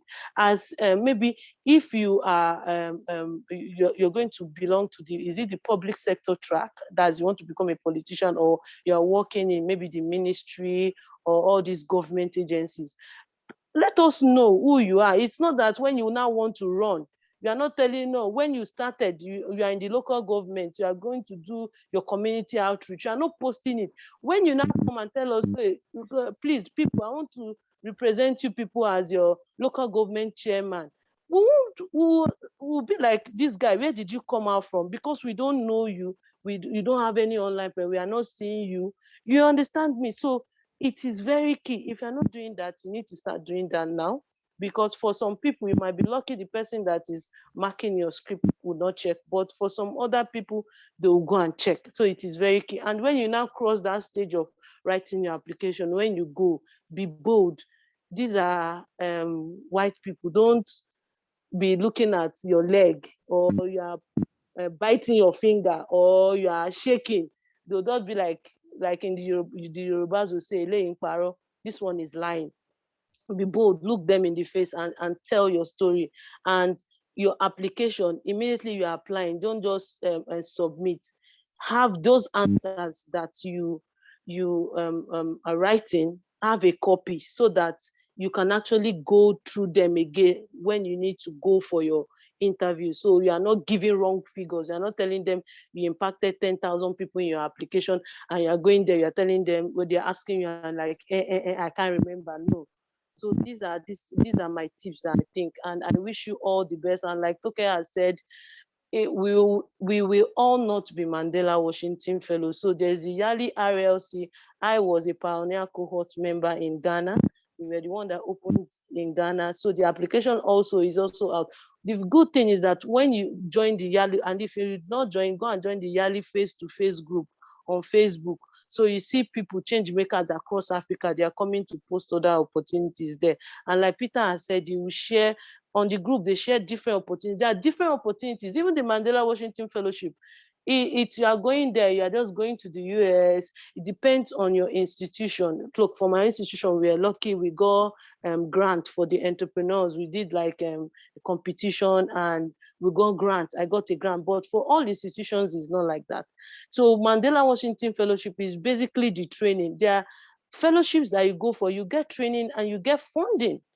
You understand me? So aside, there are other amazing opportunities out there. So if you don't get the Mandela Washington Fellowship, don't think that, oh no, why didn't I get it? Oh, this world has ended for me. No, there are amazing opportunities out there. Just have to keep your mind open, and I wish you all the best.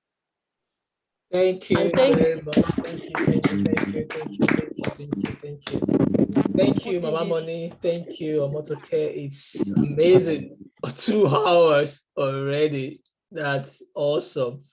Yeah, so to everyone that actually stayed to the end, it's really amazing. It takes a lot of courage to do this. So yeah, I think it should I should be able to like give something to everyone to that stay to the end. Yeah, definitely. So so aside from, for me, actually, I try to like focus on my strength. So I try as much as possible to give back as much as I could.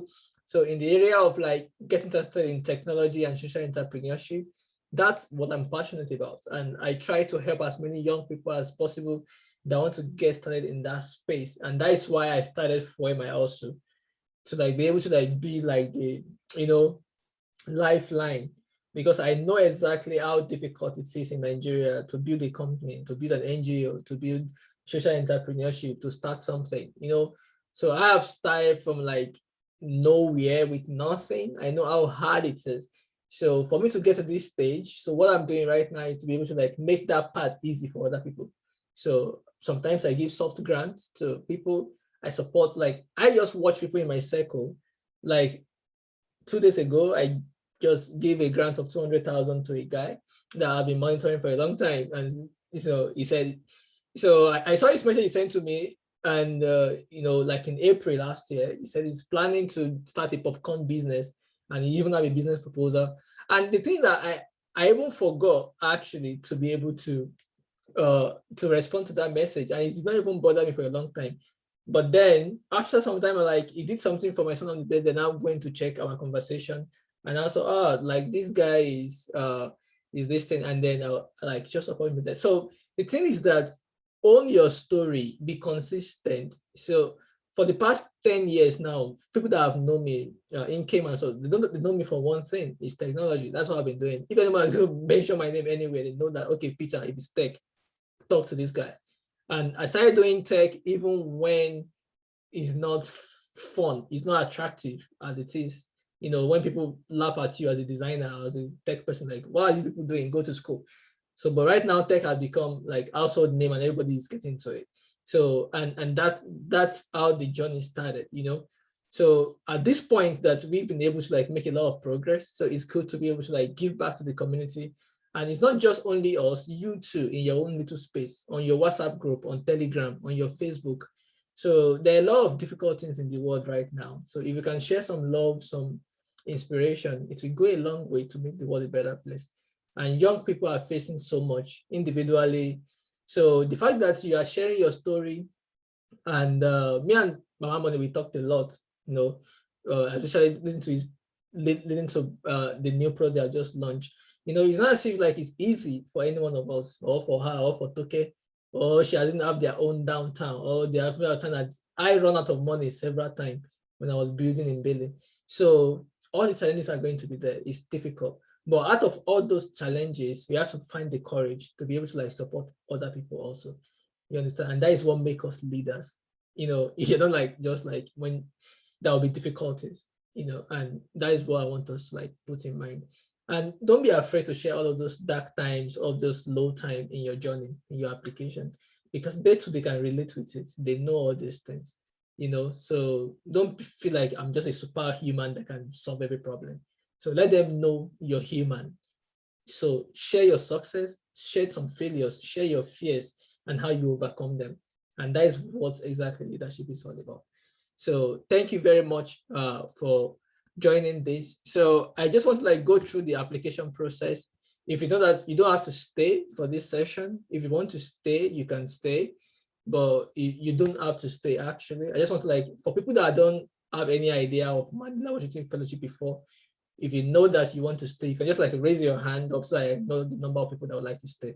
So I just want to like walk you through how to apply the requirements, eligibility and stuff, and that's all. So Incame, I think thank you very much. If you can leave, you want to leave, and Toke also, you can leave. I think that's the end of it. But for people that want to wait, to just let me just take them through the process of how to apply what they're looking for. You can stay behind. Okay.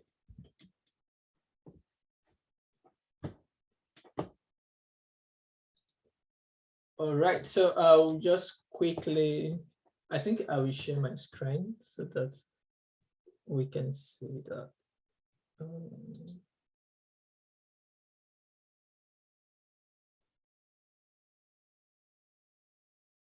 Okay, I'm going to share desktop 3. So I'm just going to share my entire screen so that you can see that. Can we all see my screen? Just say yes in the chat so I can know. Thank you. Yeah. So if you can see my screen, so just let me know. Yes. Okay. Good. Thank you so much, Inkem. We appreciate you. Okay. So this is the website for Mandela Washington Fellowship. So and the application I've already opened. So from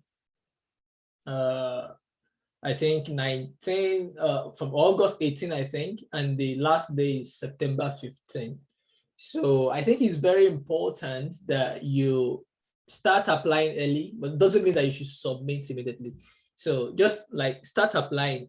Another strategy I used to do for people is this, like, especially for you guys that you want people to review your application, what you should do is have a Google document. You understand? Have a Google document where you go and to the application. I will show you the application. I just signed up today myself. So you take out all of those questions and you put it there and you can write, you understand, so that it's easier for you. So, but a quick introduction is just like, when President Obama became president, it was historic, first black presidency of the United States. And then it was like, okay, how do we give back to the community, Black African people? And I think this is amazing, giving back leadership, because that is the most important thing, right? And they started this in 2016, I think. In 2014, it was established actually. So, and they take young people in sub-Saharan Africa. Sub-Saharan Africa means you're talking of West Africa, South Africa, East Africa, and Central Africa. So those are sub-Saharan Africa. So between the age of 25 and 35. So, and also, if you are less than 25, you can still apply if you have like a very strong application. So, and these are the impact. We have had like 49 countries apply. We've had like 4,400 Mandela follows. So from 2,300 companies and organizations engaged, and then 39,000 hours of support. So it's really amazing. We have like amazing stories of fellows there. So applying is August 2018, application opens, and then September, application closes. So what I would say is between now and ending of August, try as much as possible to write, maybe if you can even complete your application. So you give yourself like 5 days buffer for the end of application, because at the end of the application, there is going to be a lot of rush. Sometimes the website crashed, you understand? Though I think in 2018, they extended it because of the server load. So I don't want you to like wait until September 15. So try as much as possible to start engaging people that want to help you. So write as fast as you can between now and end of August. So that first week of September, you start getting feedback. You understand? So the second week of September, you submit so that you have 5 days gap, or, you don't want to wait for the last, because in the last week, last 5 days is always very busy and the website will be jam-packed. So, and then in November, there will be a semi-finalist interview. And then in March, there's going to be some kind of application status, and then visa processing and departure in April, and June 2023 fellowship begins in the US. So then start to travel, and it's amazing. You're going to meet like a lot of amazing people across the continent. So, which is really, really great. So, so that's it. I will advise you to like follow social media of Mandela Washington Fellowship, which is good, because they also are going to be like, during the fellowship, they'll be tagging you, they'll be snapping pictures, and so it's really amazing for all the fellows. So try and start following them now, so that retweet, tweet about it, have conversation on the conversation, it doesn't matter. So just put yourself in the spotlight, So and so that's the application. So then if you want to start applying, you go to this apply now button. So if you click on this, so they give you different types of stuff you can do. So we have the eligibility. So there are 3 tracks for the fellowship. So we have business and entrepreneurship, we have civic leadership for those in NGO space, and we have public leadership for people that are in government and stuff like that. So also we have the timeline here, the same thing I've explained. So these are the application criteria. So if you are working for any organization that have relationship with the US or the embassy or the consulate, they won't take you. So make sure that you're not working with any organization that including the US embassy or consulate or USAID or other US entity. So if your organization is don't don't apply. Have your international passport ready. That's the number one thing. Like, just have your international passport ready. So that is important. So if you are in this country, yeah, you are eligible to apply.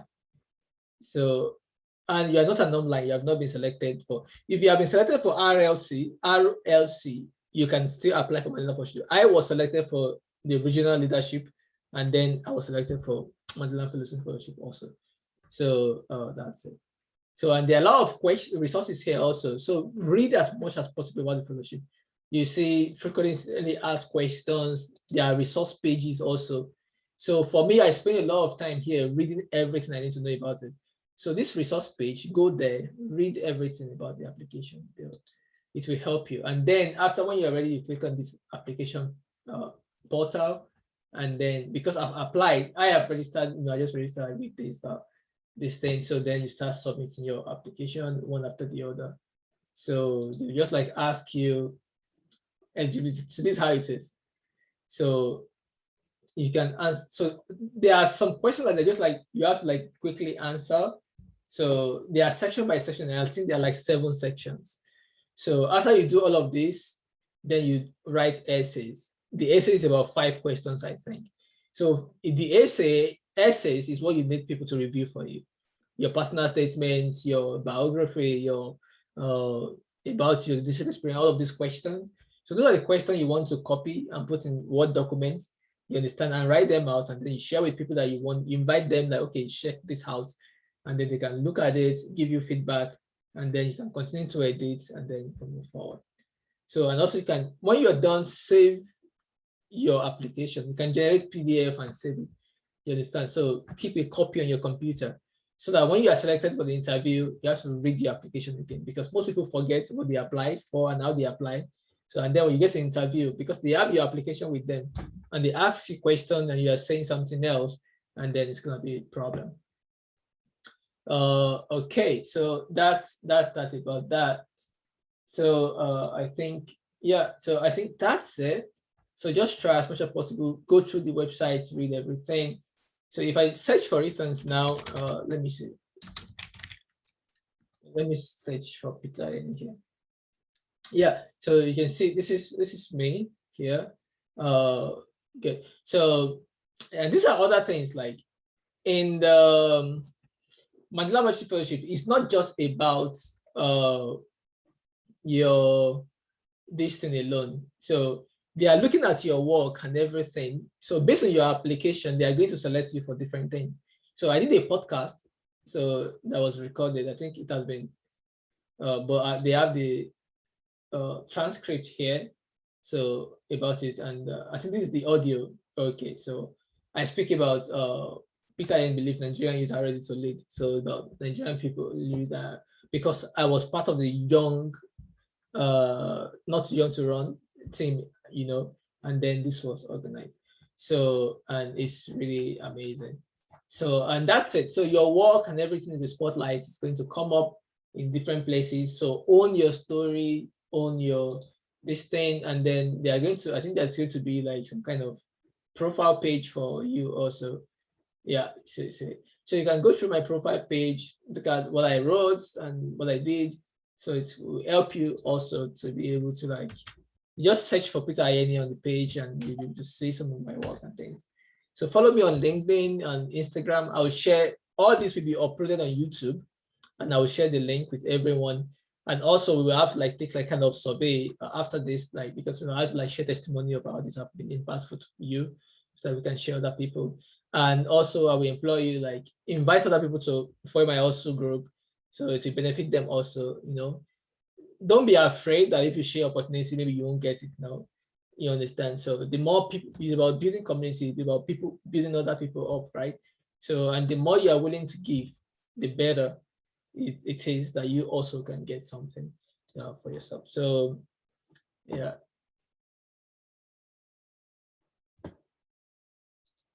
Okay, I think that is about it. So, if anyone have like any questions before we call it a day, or if you feel there's something we didn't cover, or it's something that we didn't talked about.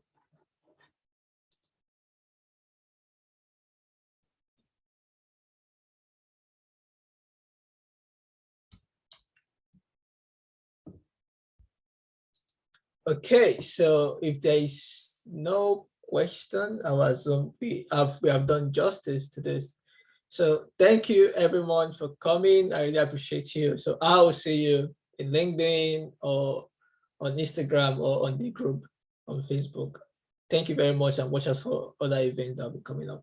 Thank you, thank you. Okay, someone, Vera David. Yeah, so if you have your application, what I'm saying is put it on Google Documents, and then, so I'll just share with you now. So if I inform my also, I will definitely, yes, definitely going to, this is my email. So for the benefit of those that stay to the end, I think it's good. So, so this is my email.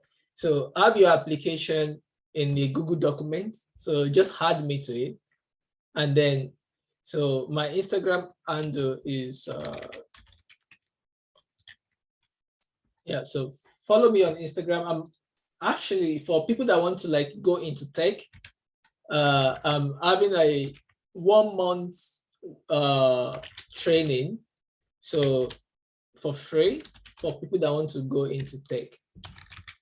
So if you are learning how to code from scratch, so that's what I want to do. So if you're learning how to code, you're just trying to like figure out how to get started. So check that program out. So it's about teaching people how to code. You're going to do it for 4 weekends. So from beginner to, yeah, what we help you to. So if you have a house of fashion and a foundation, I would say that just like pick one of them for your major application, and then use another for like what you are using to like how would I put it, like to additional information. Like I have a fashion house, that's a business, right? Then I have a foundation that's like a volunteering stuff. So put that like a volunteering. So House of Fashion is really amazing. So just look at both of your organization, which one have most impact. Then use that one, focus on one, and then use the other one as like subsidiary for additional information. So can you touch the part about how non-profit leaders can apply? So there is no like specific reason. Non-profit leaders, there is a track for it, that is civil leadership, right? So there are 3 tracks for Mandela Washington Fellowship. The first is civil leadership, then we have the business and entrepreneurship, and then we have public for people that are working. So if you are a non-profit leader, you should be able to apply with no problem at all. Yeah, so